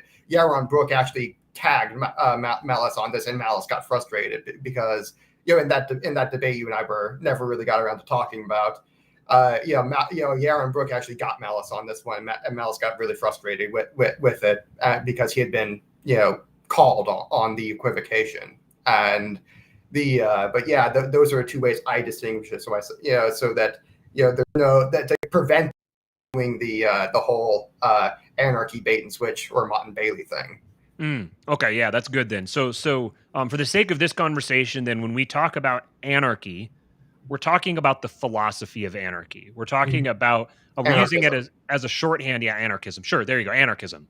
And then voluntary, maybe of like a voluntary society. is the hypothetical society of anarchists. The idea that the society that it's their imaginary society that they see as achievable. And what we're saying is, here are tangible, real reasons why that will never be achievable. And then, in fact, the reason that you conceived of that in the first place was because you started from the wrong starting point. You didn't go back far enough historically. Because if you go back far enough historically, you would recognize the fact that anarchy is descended from democracy, and that it's actually anarchism is an attempt to create absolute democracy. It's the attempt. What was it that we said in the Twitter thread? We said that it's a. I think it's a logical conclusion. It's the most logical form. Right. It's not no rulers. It's actually the most rulers possible, because it turns every single person into a ruler. It says everyone's sovereign. Everyone is sovereign. Exactly. Yeah. When you say the individual is sovereign, what you're saying is that every single person should be the ruler. And that's clearly not possible. That's clearly not. If you frame it that way, they'd be, oh, no, that's not what we mean. We just mean that there would be no rulers. But once you start going down this pathway, very quickly, the people trying to defend anarchy start just dealing entirely in the hypothetical. They aren't actually connected to historical reality. Well, I mean, I hear that them actually describe it that way fairly regularly, where they say if they actually are taking a much longer view of history, they will say that, oh, we started off with only the king as sovereign, and we got to now, okay. And when we finally get to liberalism, they start saying, oh, well, now we have the people are actually the sovereign, and the state is not. And that's the idea of a limited government, et cetera, et cetera. And, that's, kind of silly, but, they don't quite understand that. But they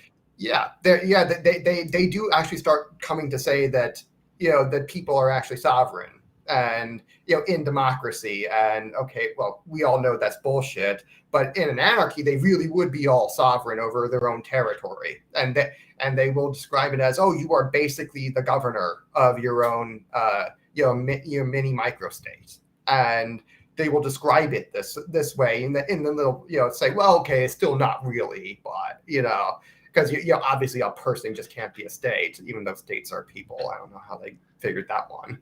And and then they turn around and say, well, well, it's your property, your rules. So you just make it whatever you want.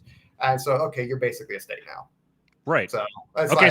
So then, okay. What happens if each person with their own sovereign property, they all say, okay, we're going to engage in a treaty whereby we cede all of our sovereignty to Bob. And now we have formally ceded all of our sovereignty to Bob. Now Bob is the sovereign. Mm-hmm. Okay. So he's now they basically have, like Rothbard talks about, they voluntarily enslaved themselves. Yeah. And theoretically, this shouldn't be possible, but how do you prevent this? The only way to prevent this is the way I framed it is I said ultimately that a voluntary society, 100% voluntary society, has to be enforced. Aggressively enforced. You have to enforce that voluntariness. Who's going to enforce it? If you say, well, everyone's going to enforce it, each person's responsible for their own enforcement. People do you realize that you've just described anarchy in the traditional sense, where every single person is enforcing on everyone else because they don't have a reason not to. They don't have a justification not to. Apart from, if I do this, that guy might win. Okay, so what does that mean? Now you've just created a selection pressure whereby the most powerful people will create a state naturally. Mm-hmm. It will naturally revert to that point, which is, I love that. I love the way that you do this. You take a particular phrase and you say, what's the exact framing of it? That it's Malice's quote. One second. It's like invariably of anarchy, historical and present, are invariably descriptions of the status quo. Right. It's a play on Malice's complaints against anarchy are inevitably descriptions of the status quo, which, by the way, is all because they have the same exact root problems in human nature, and anarchy is not anarchy and states are not state is not the root problem. The root Right. problem is human nature and archotropism. In a sense, you could say that we are we already live in an anarchist society. I This actually is made that point exactly. right. We're downstream from what would, like, say you snap your fingers tomorrow and every single person is all legally a sovereign actor, and they all are formally sovereign over their territory. Every single person, we exist in Ancapistan. Go through a matter of time and we'll be right back here again. You haven't solved the problem. All you've done is you've You've put us back into the transition state. Anarchy is always Right. a transition state, Right. between rulers. Right. And that it's like all is that the new group of rulers has not taken power yet, and it is inevitable because again, if you were to like I made this point on PQ flip around and got a few. I actually did get a few complaints this time because I was trying to do that, but they I made the point that okay, if you say okay, we're going to press the magic button that gets rid of the state and turns everybody into a sovereign. And now everyone who owns property, they're the new governors. They're the new state of their own society. They're the new sovereigns. And so what you just told all of the reptiles who rule us right now is that all they have to do to rebuild their state, which they want to do desperately because this is their nature. And is all I have to do is consolidate the land, and then if you want to live on my land, then I just have to. Then you have to sign a contract with me, which gives me like a real social contract. Which, by the way, is going to be way worse than the Constitution. Remember, illegitimacy is a restraint on power. Legitimacy is unrestrained power. So that's the. So basically, all of the reptiles are going to begin the work of consolidating territory, and sometimes that's going to involve shooting at each other, and sometimes that will involve just cooperating with each other. And they are incentivized to just cooperate because power, going up, power always prefers to coexist with other power because that's the value incentive of the first law of archotropism. And so the basically, all Ancapistan will only last. Or at least the true Ancapistan will only last for as long as it takes for the reptiles to consolidate all of the territory. And, eventually it will end up looking something more like Yarden's patchwork. And that, if you're lucky. If you're not lucky, right. If you're not lucky, it's going to end up looking like the fucking Constitution Republic that we have right now. And by the way, I'm not quite sure which one's better because, okay, the Constitution is illegitimate and it's illegitimate. Well, at least, we never signed it. Like Spooner said, that's true. And that's one of the things keeping it restrained. It's one of the only things left keeping it restrained. And at this point, and, it's still, again, states exist to keep, tyranny away or to make it less authoritarian than it would be otherwise. Because a private state that has fully legitimate power, oof, boy, that's going to be a much more... that's going to be a much worse society. It's going to be a much more authoritarian society. It's not going to have less rules. It's going to have quite a few more. Right. I mean, imagine like Amazon, was responsible for social morality and stuff like that. It's like, may I please have 5 minutes to piss in my water bottle? It's like, no, get back to work, peasant. Like, that's what you're looking at. It's like, so be careful what you wish for. You just might get it. What led me down this path of thinking was actually reasoning to the point that, okay, every single person is sovereign. Every single person is now, it's kind of like in what's the TV show, the dystopian TV show, with all the different, Jennifer Lawrence stars in it. It's all the different, there's like 13 different states. Hunger Games, yes, thank you. That's the movie, yeah. So it's like all the people have this, kind of the way I visualize it. They have their game, and everyone is released into the game, and they're all presumably equal.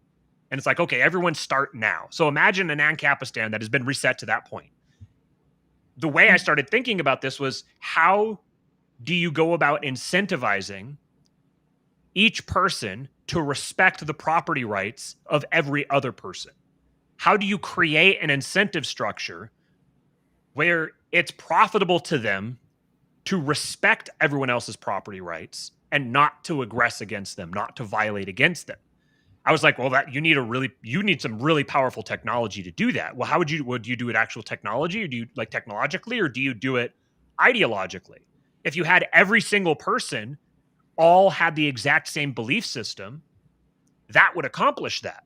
If every single person all agreed to be participated in the system, if you could like magically change the minds of every single person and there was 100% buy-in to the system, and there was some sort of mechanism that would ensure that nobody would change their mind, now you would have created a society and an Ancapistan that could function that way, that could continue to exist as Ancapistan.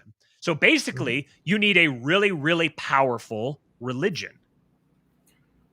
Yeah, well, that's one way. That's right. certainly works. I mean, because you're telling all the tribes that we are in the one unit. Religion is a tribal unity mechanism. Right. Different tribes can say, okay, because we worship the same God and we're under His hierarchy, and He will punish us if we don't. There you go. Exactly. Religion literally means to bind. That religio is to bind. Yes. Oh, religio. I've heard that before. Yeah. Religio. Yeah, that root word. Yeah. I think technically it's that which binds.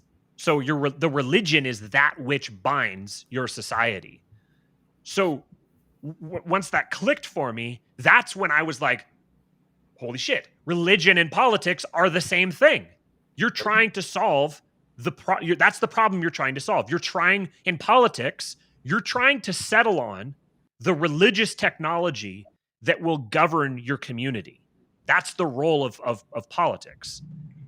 So then it's like, okay, well, do we have an existent religious technology that, when applied, incentivizes everyone to participate in the system in a positive way? What would be the best religious technology that would do that? What would it look like? How would it function? What would it incentivize in people? What sort of behavior would it incentivize in people? Because ultimately, who's a part of the tribe is determined by what actions you take, by what rituals you participate in. That's what identifies you in any tribe. I'm not saying that in that hypothetical reality. I'm saying now, today, what tribe you are a part of depends upon how you behave or how you act.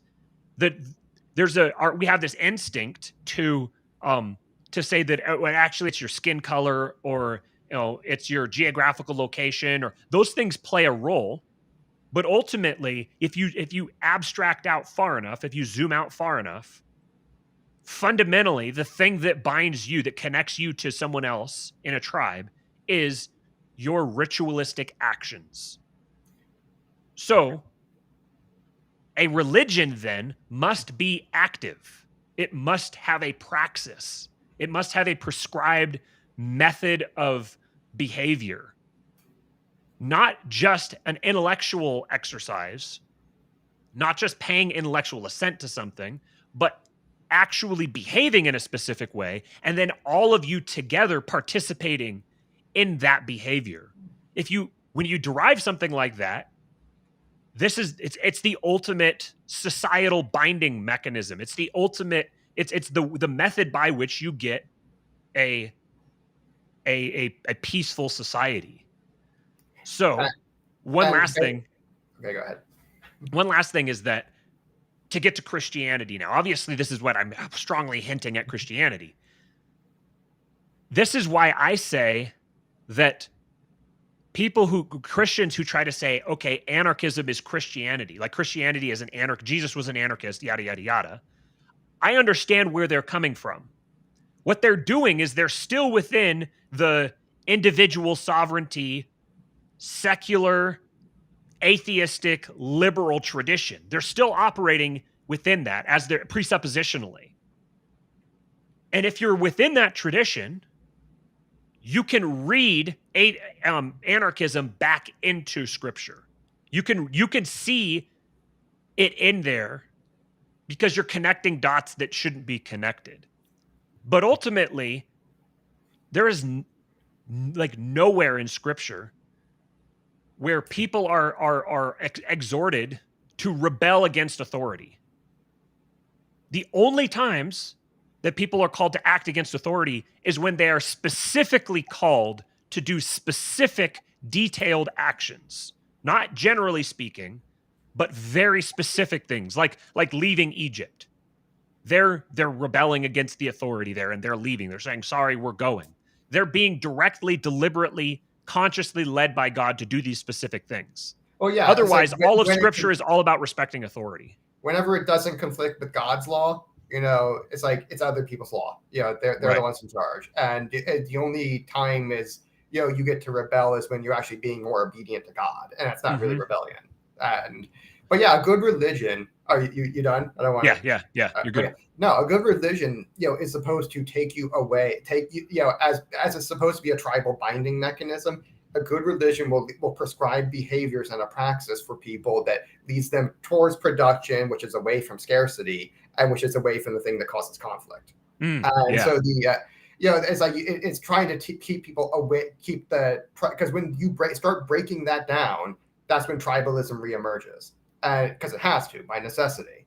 And so when I have like the second law, I usually use this a second law as a teaching mechanism to say what you're doing, or to say what you're trying to describe, where, hey, the way you turn off the tribalism or the my tribe versus your tribe instinct that all humans have is that you get a big authority with a big club who can beat down all the other tribes. You get a hegemon. That's the way that works, because what happens is, remember, it's always a risk and profit versus reward calculation that everyone's doing when they're considering predation. No criminal says, the cop looks like a really good mark. They don't do that. They say it's like, oh, the old grandma, she looks like a good mark, because it's a risk reward. So what you do it by saying, okay, there's a big bad state who's declared retaliation against anyone who does these things, you're raising the cost of risk on the other side of that. So when it's a negative cost,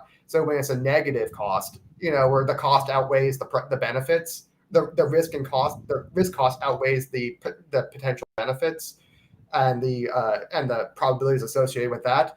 That's when you get the humans will not predate against each other. So you need someone who's big enough and scary enough, and their threats are credible enough, that can turn that off, because that risk reward has to be negative. Can't just be zero, has to be negative. So if you're having the like the Hunger Games, where everyone's like effectively equal, and the risk reward is heavily skewed towards predation, because basically the threat from the sovereign at that point, in that Hunger Games was, if you don't kill each other, we're going to kill you all. So the only one of you who gets to live is the one who kills the other 12.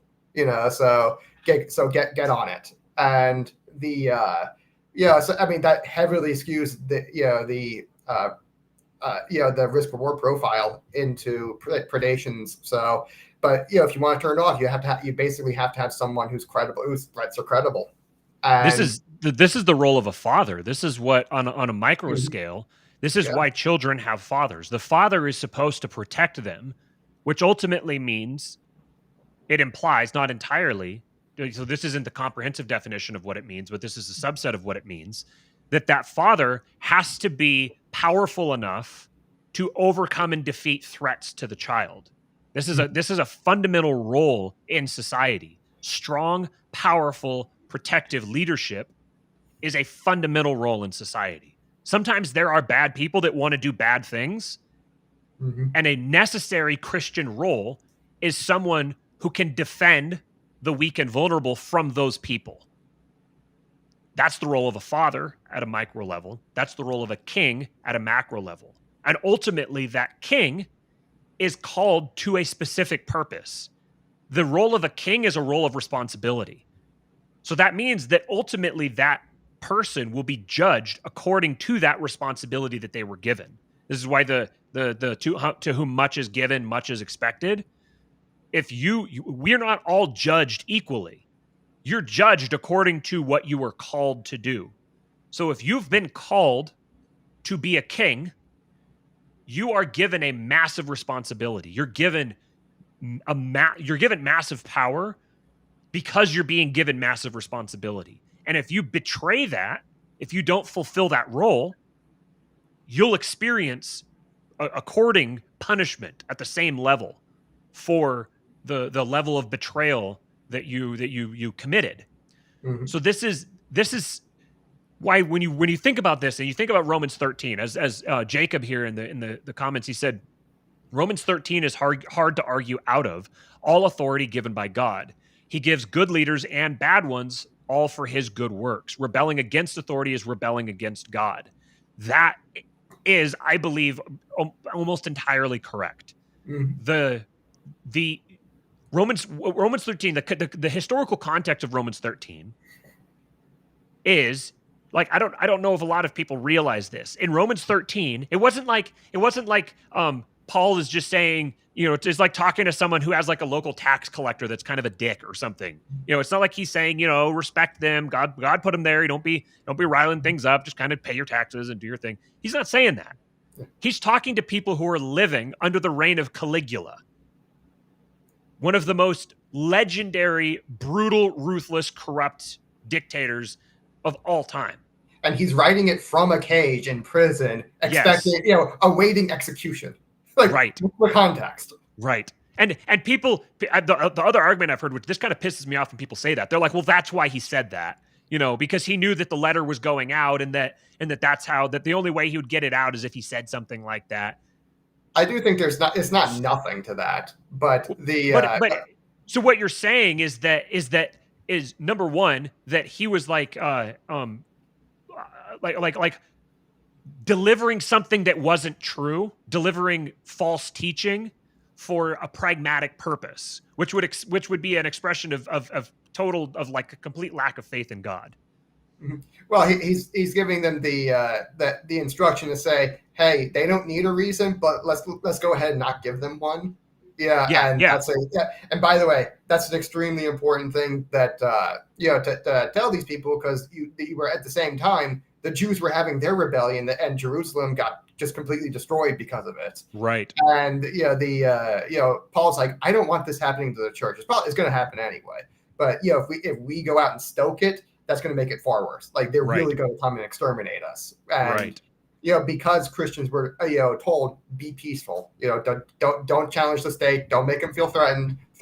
States that feel threatened are like the worst kind of states. Let's not do that. You actually had long periods in Rome where the emperor's like, I don't really care. And then you had some that were far worse, like Domitian, and he was really bad. But or Nero, but then you had others that were just like didn't care at all.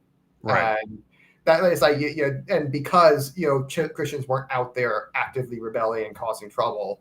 And then you had I think it wasn't Ptolemy. It was there was one governor in Asia Minor. I forget. He had a famous name, and I'm forgetting his name. But he actually wrote to the emperor, kind of protesting the the orders to persecute the Christians, because he's like, these guys are harmless. It's like, and that was it. And he still ended up doing it. But Pliny the Younger, I think. Okay. I can't quite recall, but I'm pretty sure that's the guy. He wrote to his emperor at the time saying, hey, these guys are basically harmless. Why are we persecuting them? They're like, the kind of citizens I want to rule over. Right. It's like, so, but and because of that teaching, eventually, Emperor Constantine ended up making it the state religion, because that kind of is the kind of people we want to rule over. Now that you mention it, and right. And so, like 300 years later, actually, just a little over 200 years after, Paul wrote that, Christianity became the state religion. So it worked out. Right. Trusting God. Turns out it kind of works out. The other point that people will bring up, they'll bring up 1 Samuel 8. And this is just getting right into your wheelhouse. They bring up 1 Samuel 8 and the Israelites asking for a king when they requested, when they were given Saul as a king. And people say, well, God said no, you shouldn't have a king. So that's the argument. That's like the biblical case against monarchy. And this is the most now, having exposed myself extremely to a lot lately to non-Protestant thinkers, now I see how preposterously Protestant this is, to look at the Bible that way, to just read it super literally, completely decontextualized. And that's a really interesting. This Well, is he as a says, you side. rejected me as your king. Exactly. Not to have a king, but you rejected me as That the was king. exactly it. Yes. Because at that time, a king was a god to the society. Their kings, the people who called themselves kings, were like warlords who positioned themselves as deities. And in some cases, this is something that you won't get into in any Protestant school. In some cases, those Demigods. kings were actual demonic entities. They were, whether it's actually, you can parse the difference between they were. What's that? Og of Bashan, Xerxes, Right. etc., etc. Right. These were actually fallen angels embodying human beings. And these are the giants that are referred to, the Nephilim. If you listen to Lord of Spirits and you hear them talk about this, and like you realize how much of the Bible is just talking about giants, about what are referred to as giants. The demons, actual demons possessing people, are acting within within the world, and God directly confronting them, fighting with them, not fighting with them, but because God doesn't fight with them. They fight with God. But yeah. So when they were requesting with the Israelites, and this was their understanding, like they had this cultural understanding of what these other gods were. So when they said, we want another king, they were saying, we do not want you to be our God anymore. We want to worship a different God. Yeah. Today, very clearly, kings don't play the same role in our society today as then necessarily. They can, because kings can be possessed just like anybody else, and kings are more likely to be possessed because possessing someone of high value is better than possessing someone of low value, just for the utility's sake. But this isn't a case against having kings. This is a case for good kings. And you get good kings by having good people who are led by God and following God, putting themselves in the position to accept the responsibility of a king. Well, they have to be embodying God. The way the demon kings were embodying, the ideas of demons. Right. Or maybe even the real thing, the real demons themselves. Who knows? But a good king has to embody the love of God. Literally, yes. Like this is where I can forgive anarchists for having this idea that the individuals are sovereign, because that is in fact the way God treats us. He treats us as sovereign because he loves us, and our love back to him has to be voluntary. So basically, it's de facto sovereignty, even though it's not really the real thing. It's implied, but it's not the real thing. And we have sovereignty through him. He is sovereign, and he confers sovereignty upon us through him. Yeah. And part of that, love, it comes with the, he needs to beat us over the head every now and then because we're fucking retards, and we don't know what's good for us. And he's trying to teach a bunch of like barbaric apes and bald primates to be, to be civilized. He's trying. Is that the whole point of the Old Testament was, here God is trying to teach just one little group of Jews, civilization, so that they can turn around and be the examples to everybody else. Because that's usually the way human nature moves forward, is that someone figures it out, and then monkey see, monkey do. Right. And so you just need to get like the one, and then monkey see, monkey do does the rest. That's what Jesus came to be. Jesus came to be that one. You get that's your example. He's your one. And from there, if you embody him, if you ritually act like him, over and over and over again, eventually he literally embodies you. So now you are a part of the body of Christ, and eventually the body and becomes everyone. You learn to love like him. And and basically, because I don't know if you've ever seen with old people, like who like they've loved each other forever. It's like they're basically they become the same person, because they're embodied because that love is an equality mechanism. It's natural equality, the good kind of equality. So I can still forgive the libs for wanting equality there, because it is natural, but it's only because of the right wing. Remember, the right wing wants a love based order, and the left is all leftism is based on rape, because they want that coerced kind of love. and it really hurt, and they feel like it's an aggression not to love them, because not being loved is painful. Having unreciprocated love is extremely painful, and I don't think they're capable of love, but that's just my opinion. But yeah, when you are embodying this love of Christ, this spirit of Christ, because God is love, Jesus is, Christ is God, and God is love, so that equality mechanism right there. You need to be embodying the spirit of love, right wing, right, godly Christian love. And this is what actually gives you good order, good hierarchy, good kings, and who will try to, make to make people more civilized. And the way, and doing it the way by embodying the example, setting the example and setting the proper laws, and trying to govern as God would. Because when the king embodies Christ, then when he literally is embodied with the Spirit of God, then he becomes the archetype. He becomes the icon for everybody else. And this is interesting, as Jacob pointed out in the chat. He said kings were seen as idols. Yes, kings were seen as the same way that people viewed idols. That this isn't the God. This is the thing that the God embodies. And so we worship this thing because the God is embodying it. They saw kings the same way. Kings were seen as idols to them. And what this is it's an complete inversion of the actual order, which is it's trying to recreate God's order without him, which is ultimately what leftism is. This is what liberalism is. Liberalism is the recreation of Christianity with man as its God. It's the Antichrist, really. That's what it's like. This is what I'm it's becoming aware, like apparent to me, that liberalism is the spirit of Antichrist. It's the attempt to recreate the love of God without God. And you definitionally cannot do that. It's fundamentally not possible. So you get the consequences of trying to be God without God.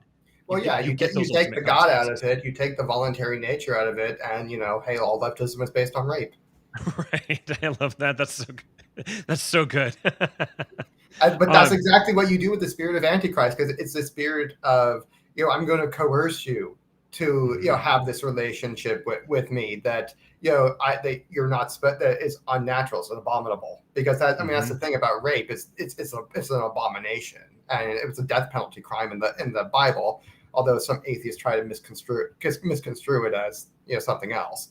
But I can understand why they do that, because they don't understand the way those words have changed. But if you smacked a woman in the Bible, used any violence against her at all, it was a capital crime.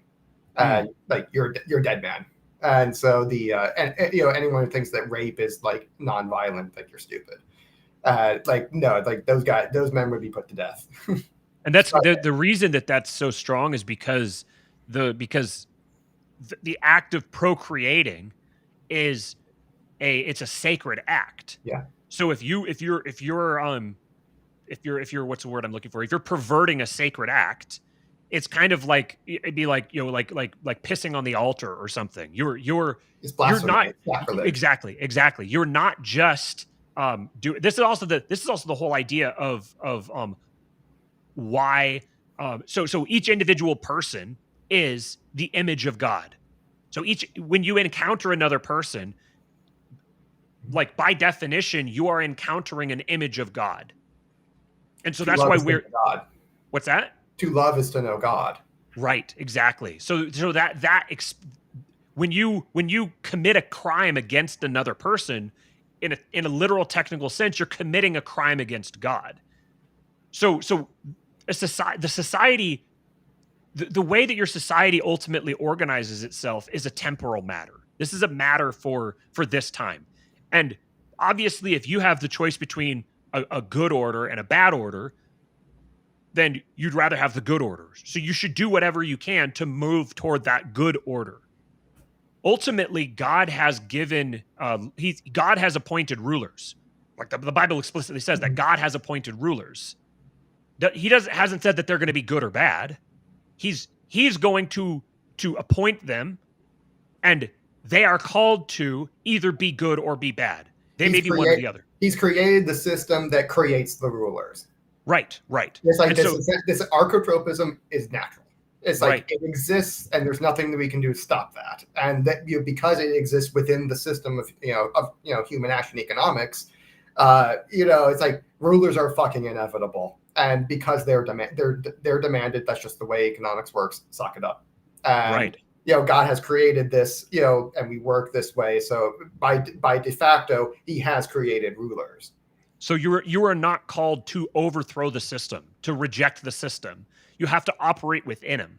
You have to act within the system according to the rules of the system.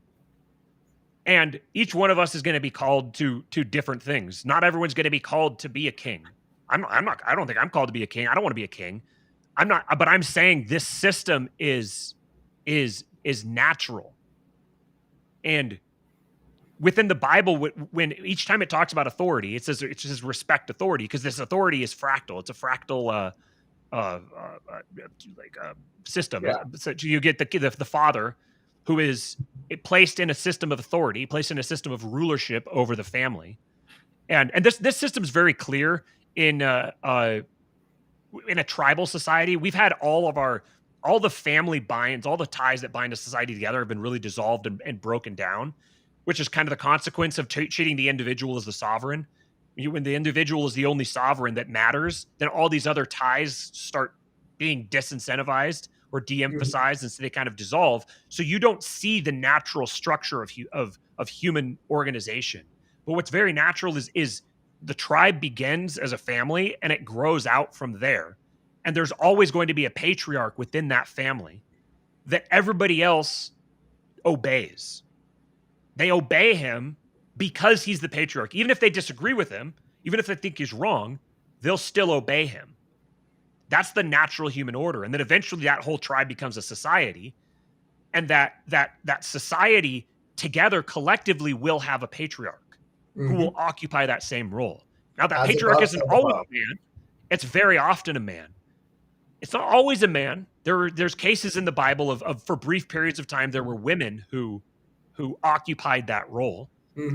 But generally it's going to be a man, just because of natural incentives and because men are naturally wired to bear that kind of a burden. Women have their own burden. Men can't bear that kind of a burden. So they have this other burden that ultimately you're called to embody Christ, to be the king of your own reality, the king of your own family, your own people. And naturally, through the course of human organizing, as you're following the will of God, eventually there's going to be someone who's placed in the position where you are called to be responsible for your community. You're called to defend and protect the vulnerable people in your society. God has called you to do that. And everybody else, accordingly, everybody else in your community is called to respect your authority. That is inherent. That's innate in human structure. So to say that the Bible actually prescribes anarchy is actually heretical. I think it's technical heresy to say that the Bible prescribes anarchy. I don't think that people are consciously engaging in it. I don't think that it's a spirit of rebellion. But I think that it's not just not prescribed. I think it's explicitly not prescribed. Well, it's usually what they will say, like the Christian anarchists, I want to be fair to them, is that it's because we want God as our king, and it's right. like, well, okay, it's like I think that's of all that's a lot closer to monarchy than anarchism. In maybe from our point of view, it might be anarchism, but if I get from their point of view, it's actually a lot closer to monarchism. And I think that's if you take that to its logical conclusion, you are anarchist, you are monarchist, but you're just calling it anarchism. But I understand where they're coming from, and I do too. Yeah, it's like literally all of the natural consequences of that are you're basically a monarchist, but you're saying it's anarchist. That's all that is. Right, because part of having God as your king is recognizing this order that he has established, recognizing that he has sanctioned rulers and that he's called you to respect the authority of those rulers. That doesn't mean, so you're called to two things. You're called to respect the authority of the rulers, but you're also called to look out for what is the verse in is it Jude or is it James where the true religion is looking out, basically looking out for James. widows and orphans in their infirmity. That's James. James So chapter 2. looking out for the most vulnerable, most oppressed, most downtrodden Mhm. victims within the society. That's also part of true religion. So Mhm. true religion is that, and also respecting the authority structure. So this means that authority structures that are evil shouldn't just be accepted, but they should be respected. And that those two things have to exist in tension, and you have to you have to marinate on that, and it should become clear to you what your role is within that to have both of those be true at the same time. Well, again, I mean, just with the nature of love, because it's a reciprocal thing. You remember how we said that when Paul was writing that, it was under the reign of Caligula while he was in a cage, awaiting execution.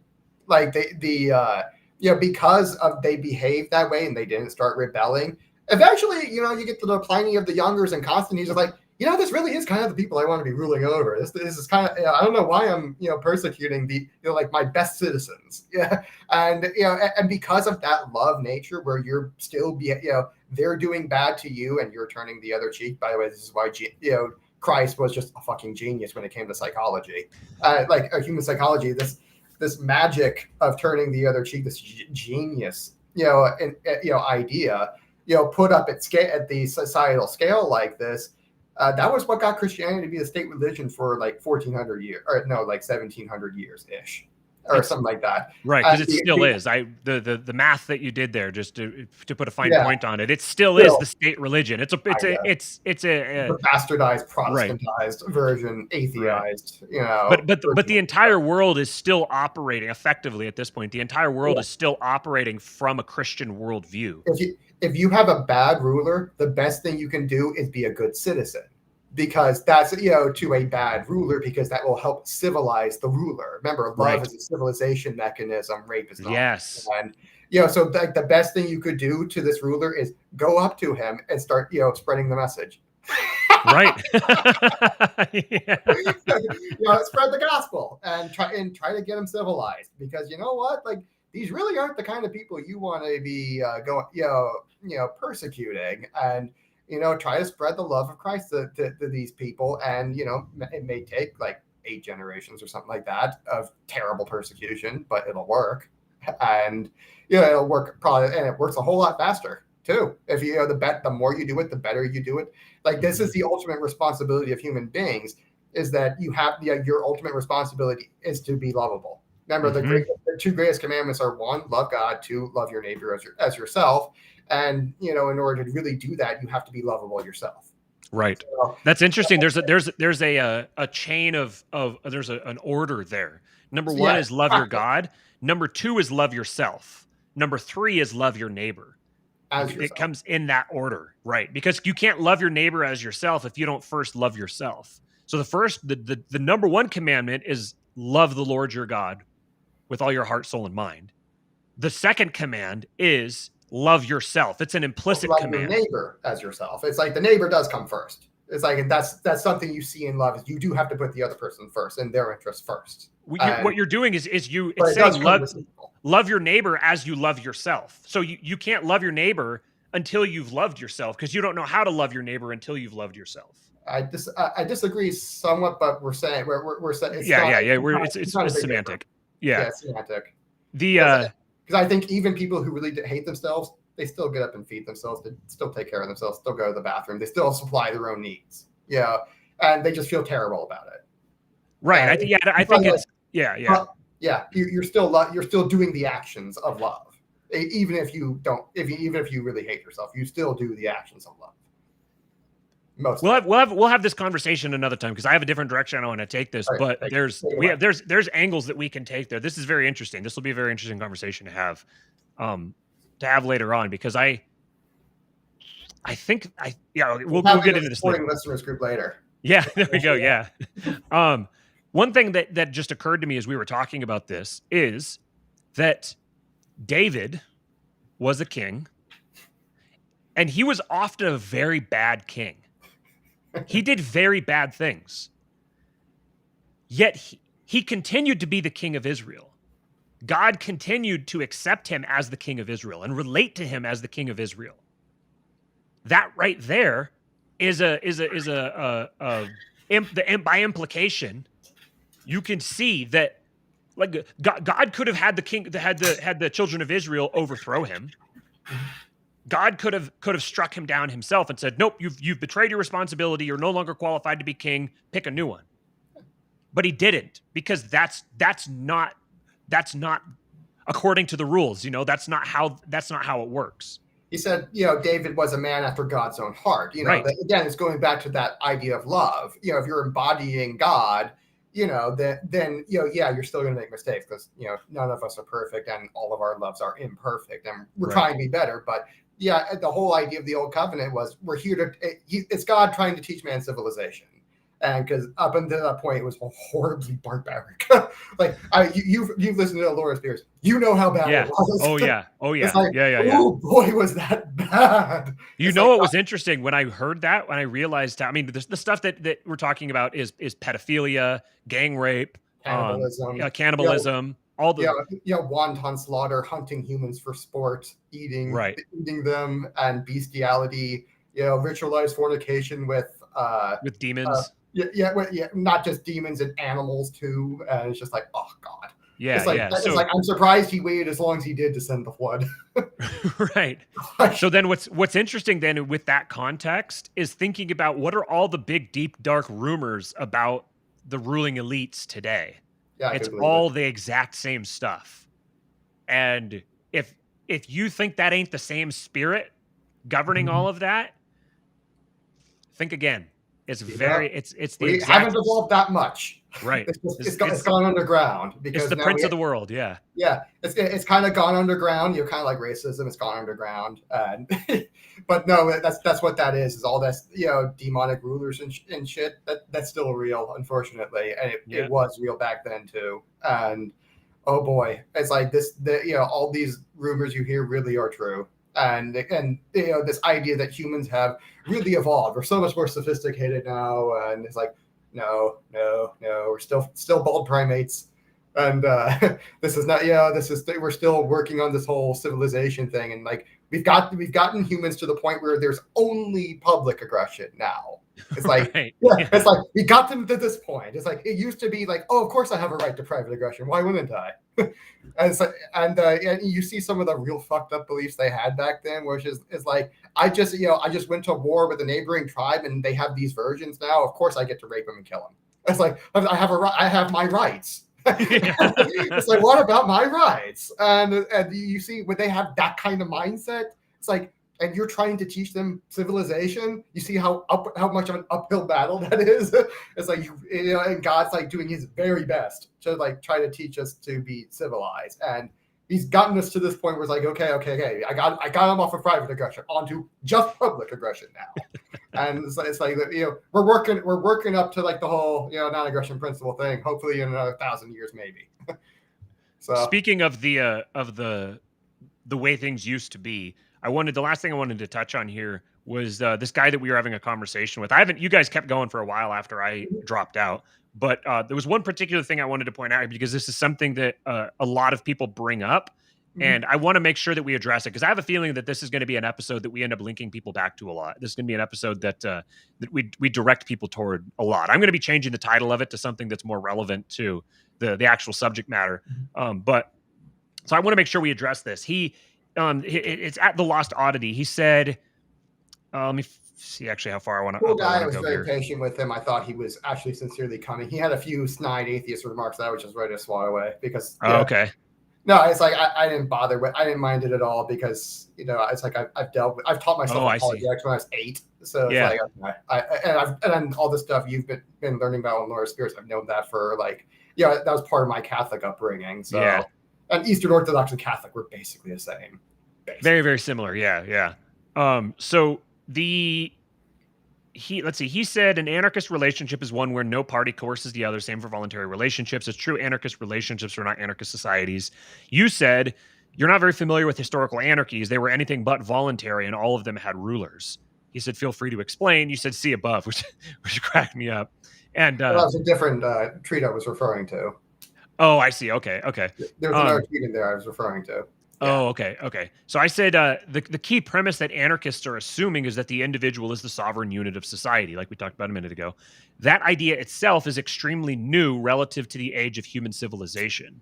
That's part of the you can't separate anarchy from the history of it, because anarchy, as it's conceived, the philosophy, anarchism, the philosophy, is derived from the democratic tradition. It assumes the presuppositions of the democratic tradition.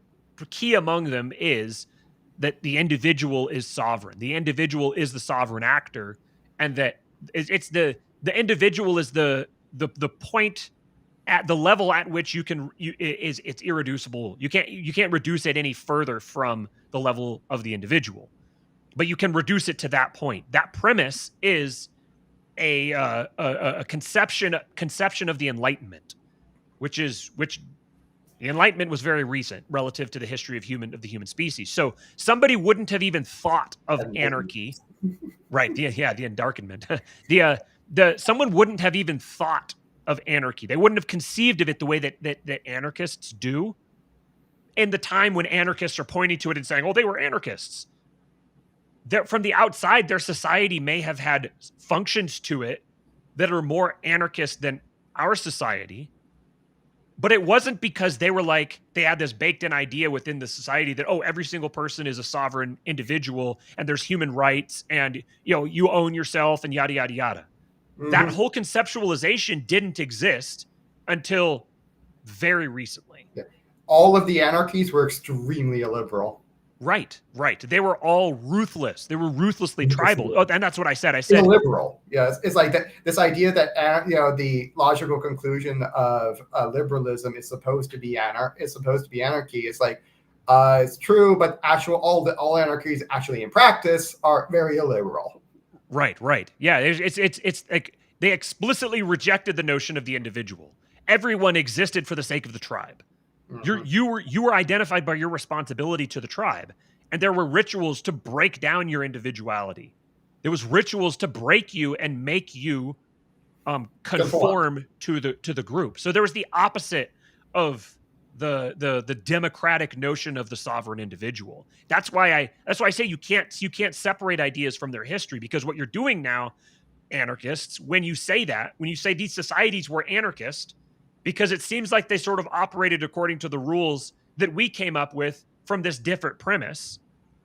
What you're doing is you're creating it's like historical malpractice. It's philosophical malpractice. You're reading your own history. Right. You're reading your own perception back into that, which means you're not understanding it accurately. Mm-hmm. So he followed. He said, I'm not really sure how new that idea is. Props to him for admitting it, but it has recently become popular. I'd agree ancient examples of anarchist societies like ancient Ireland wouldn't be ideal to live in, if that's what you're getting at, although compared to other societies in that time period, I don't know. And you responded, I want to be nice to him. You responded, no, he's making a point about function. Tribalism was the primary social force that made anarchy work in the few pockets that it manifested in. Ireland only had small pockets of voluntary monarchy, not quite anarchism. I put the word in quotes because it really wasn't, you said. And he said, what about it makes you say that? From what I've heard, people were free to leave the tribes if they did not agree to the rules. It's not the anarchist society I would want to live in, but if I was forced to live in one society from that time, I don't know. And I said, I loved your response to this, by the way. I said, free to leave the tribes is a funny way to frame what was effectively a death sentence, or at least a life of profound poverty and danger. It wasn't like they could just relocate to the next town over and rent an apartment and get a job. The tribe was basically life for them. So if you left the tribe, like one of the worst things that could happen to you next to being killed was being banished from the tribe. Yeah. This is where the idea of excommunication comes from. You're banished from the tribe. That's the only thing that's worse than that is killing you. So if when you say that people, you're free to just leave, it's kind of like that's very similar, but not even as when someone says, if you don't like the taxes, then just leave. Or like, if you don't like these sorts of if you don't like the policies, then just leave, like that kind of sentiment. You recognize that that's sort of like, there's some truth to it, but it's a little bit of it's like kind of a dick move.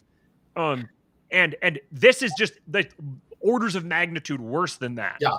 There was no idea. There's no way that you could just, oh, if you don't like their policies, then just leave. Or Yeah.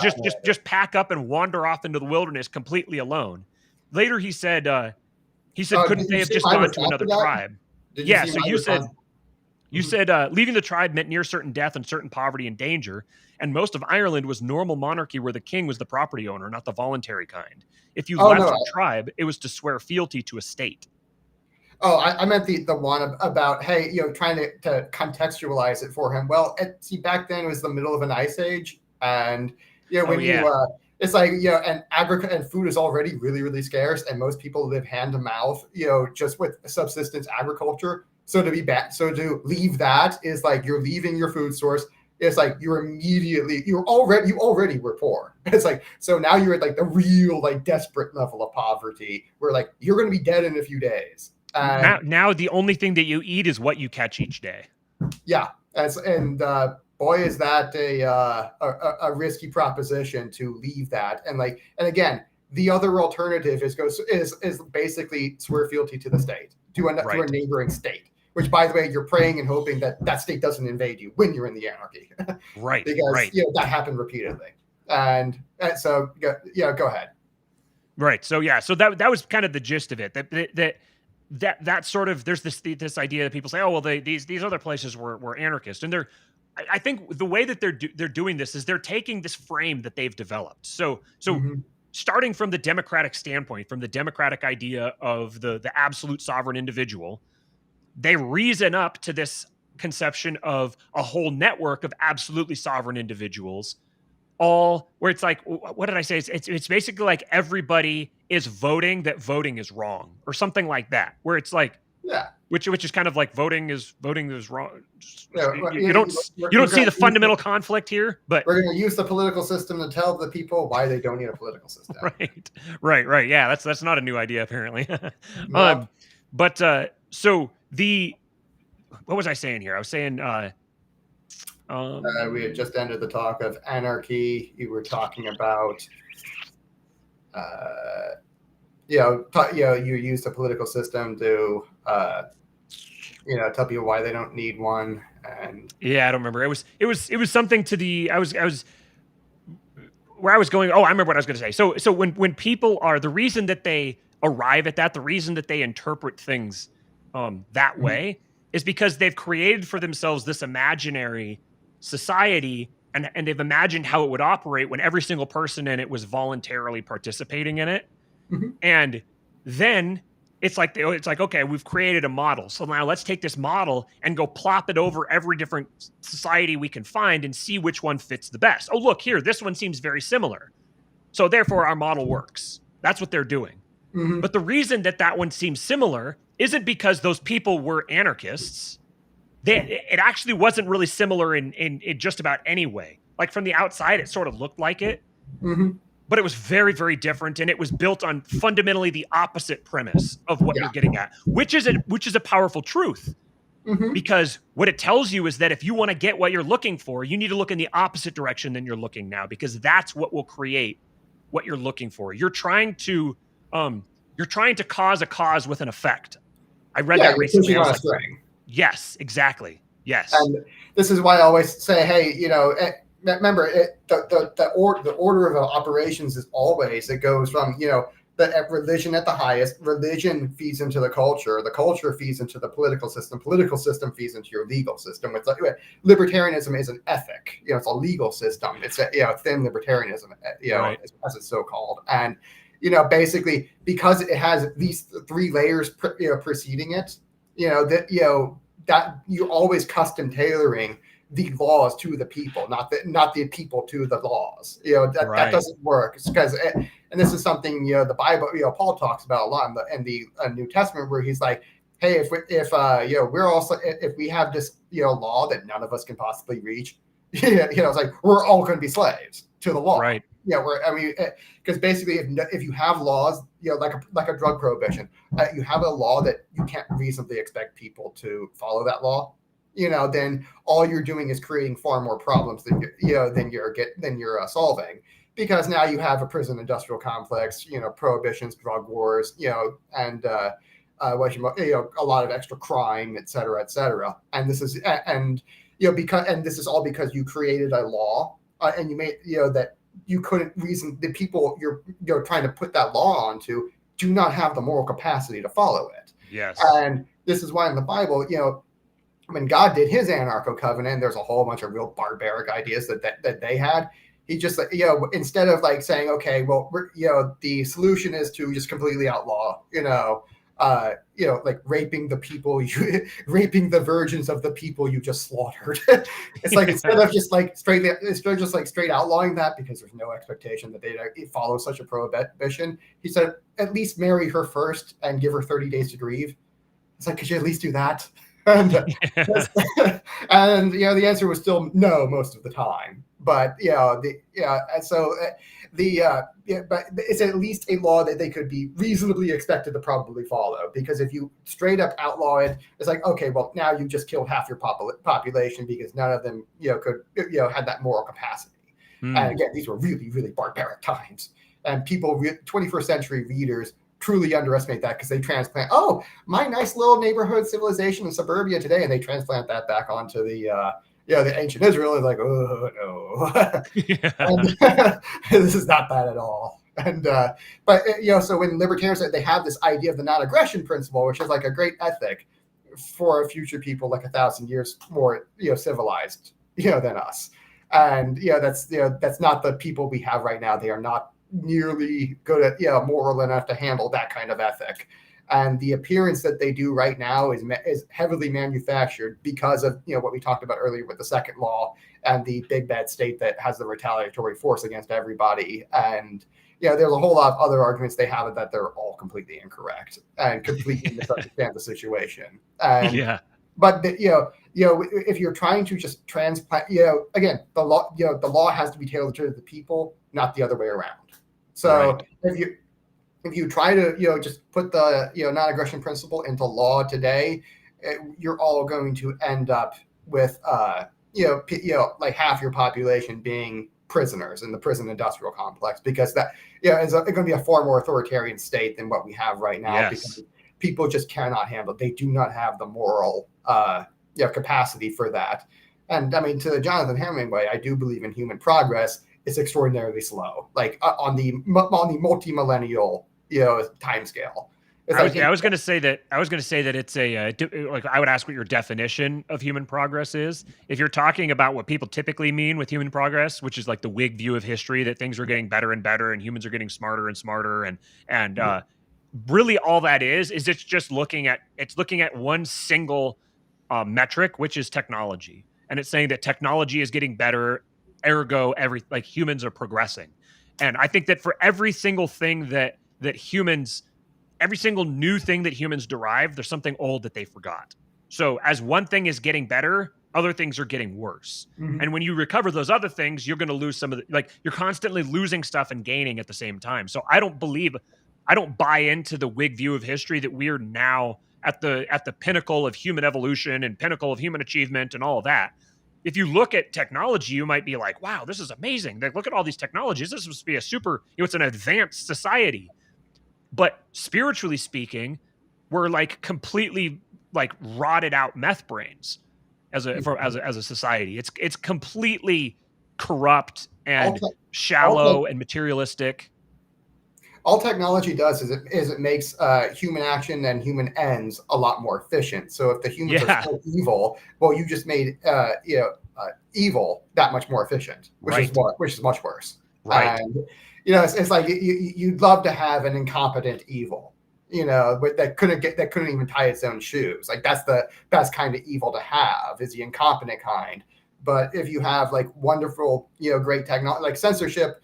The reason we have, freedom of speech is because censorship just wasn't, it was not feasible back in the day. Now it's very feasible, and it's way, way easier to do. And, it's and that's because of technology. And it's like, you didn't have any moral improvement of the people to understand that, oh, censorship is actually bad. It's a human evil. And it doesn't matter if it's a private company, bro, they still shouldn't do it. It's wrong. And, and because they did it and they weren't responsible with their liberty, now they're going to lose it. That's the natural consequence. Is if you're irresponsible with your liberty, you lose it eventually. someone's going to take it from you because that's weakness inviting aggression. Mm-hmm.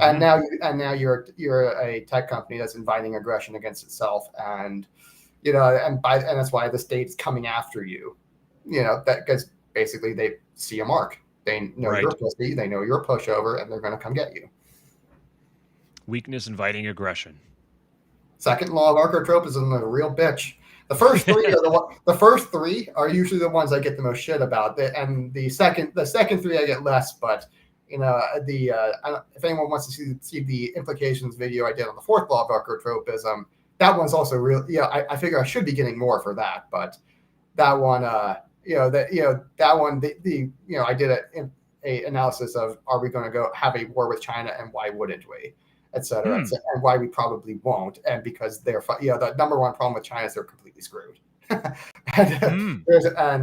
went into a whole bunch of lots of charts, lots of maps, and here's all the data point reasons why using this fourth law of archotropism as a teaching tool. But yeah, it's like you ignore archotropism at your own peril, because this thing's real, and we have to deal with it. Send me the link to that video, and I'll put it in the description here. I'll send it to you in supporting listeners group. Yeah. Actually, can. I don't know what there's something banging in there. So you've got some some guys working on his roof next door. I'm sorry about that. No, it's fine. I was going to give me the opportunity to make a joke about you having like some. I shouldn't even say that. We're trying to get our. I got someone in my basement. Right, yeah, we're trying to get our. Yeah. In that, they're probably drowning in the basement. Oh, that's true. Yeah, you guys been getting a lot of rain, haven't you? Well, in Texas, there's an aquifer at like 6 feet. So. Oh, okay. Interesting. That's why you can't really have a basement here unless you're in much higher ground. And but yeah, that someone's working on the roof next door. I'm sorry about that. No, it's all good. Guy says it's actually my Chinese wife, and she's trying to get out. And I married a woman from Han China, so nice. Very based. First, she said so many good things to me on our first day. Like, those feminists seem like retards who don't want boyfriends. That's great. It's like and the Chinese are brutal when it comes to anti-political correctness. They say like the word, the most unpolitically correct things. I'm like, oh, I'm gonna love this girl. I knew the first day. I have the text to prove it. Before we do we wrap up and give our plugs here. Real quick, there's a commenter said that the laws of archotropism are too many for good messaging. He said, still love it. The purpose, I'll say this from my perspective at least, that for me, with the type of stuff that I'm talking about, my goal isn't to get popular acceptance of these ideas. I'm not trying to talk to everybody. I'm trying to talk to the people who are willing to listen. So I don't really care if the ideas that I'm talking about are kind of hard to approach or difficult to wrap your mind around or obscure or too nerdy or anything like that, because someone for whom that's the case, they're not someone I want listening to me anyways. I'm not looking for them. And I think that you're doing the same thing. The archotropism is not for the common man to understand. Exactly. Archotropism is for the person who can understand it and can do something about it. And you actively don't want the rest of the people. Yeah, and I've said as much repeatedly, because my whole strategy with Mises GOP is I don't need numbers. I need people. Right. I need higher quality people who can be maneuvered. Who have that intelligence and that that mental capacity, that spiritual capacity to maneuver with me, because we're all embodying the same kind of spirit, and that's exactly what I'm looking for. Because my strategy does not require numbers to win. It's a Gideon strategy. Gideon is a reference to the Bible, a guy who went to war against like 50,000 troops with 301. And and that's the basic idea behind what I'm going to be doing. Yeah, so, and you can, knowing that about our strategy here as well, that should give you a clue about when we actually release the supporting listeners group here. Number one, it's not going to be free. I've learned that a long time ago that if you want to have a good internet group, there better be a paywall, or you Yeah. better personally know every single person who's in it. So number one, there's definitely going to be a paywall, and it's not going to be a super low paywall either compared to a lot of communities, because ultimately I want high value people. I want high quality people around me. I want people who are willing to invest, who are very serious. So again, so if that's something, if you decide, if you were like, oh, I want to join the sporting listeners group, but it's too much, and I'm not interested in paying that much, that's fine. Our goal here is not to appeal to everyone, and our goal isn't popular appeal. Our goal is to appeal to the people who we do appeal to. We're gonna do what we do, and our goal is to appeal to the people who find that appealing. And if you don't, that's totally fine. Nothing against you. We wish you well. Mhm. We're And that's happy to it. have our tribe. Yeah, we want the people who are embodying our same spirit that you and I are both embodying. Yeah, that's right. Exactly. Thanks, Giovanni. He said the YouTube chat's enough for me now. That's fine. We were perfectly happy with that. We love all of our chatters. I think it's amazing that I feel like we just started this show, and like this is like one of the best live chats that I've ever seen in any show that I've ever been in. The quality of the conversation and the quality of the people that comment is just blows my mind, and I'm very, very proud. I love the show. I love the all of you guys who participate in it who participate in it with us. And go ahead, do make your plugs, and then I'll do mine. And we'll get out of here. You can find me at Popular Liberty _ on Twitter. You can find me at Mises GOP or GOP Mises on Twitter. You can join the GOP Mises Caucus MeWe group on on MeWe. That's free. And the let's see, and you can also find me at my YouTube channel here at just regular Popular Space Liberty. Alrighty, I'm going to tell you something about your Twitter account as soon as we finish here. But Oh boy. if you wanted to know, you'd have to be in the supporting listeners group. So sorry, guys. So do not follow Steven on Twitter at Messina Inc. Go ahead and follow me on Twitter at Real Kingpilled. If you're already watching us on YouTube, so like, share, subscribe, do all that good stuff. Supposedly we drop back down to 999, which is the perfect way to finish the day, if you ask me. And yep, 998. Oh yeah, someone else just dropped off right as I read it. So go ahead and subscribe, and then like and share and dislike the video. Yeah, give us. We want to have every single one of our videos have a negative like dislike ratio. And then also, if this is one of your first times listening or something, you don't know who I am. I'm also on a show called Wealth, Power, and Influence with Jason Stapleton. Go check that out. You can follow the YouTube channel, or you can do the podcast on any one of your podcatchers.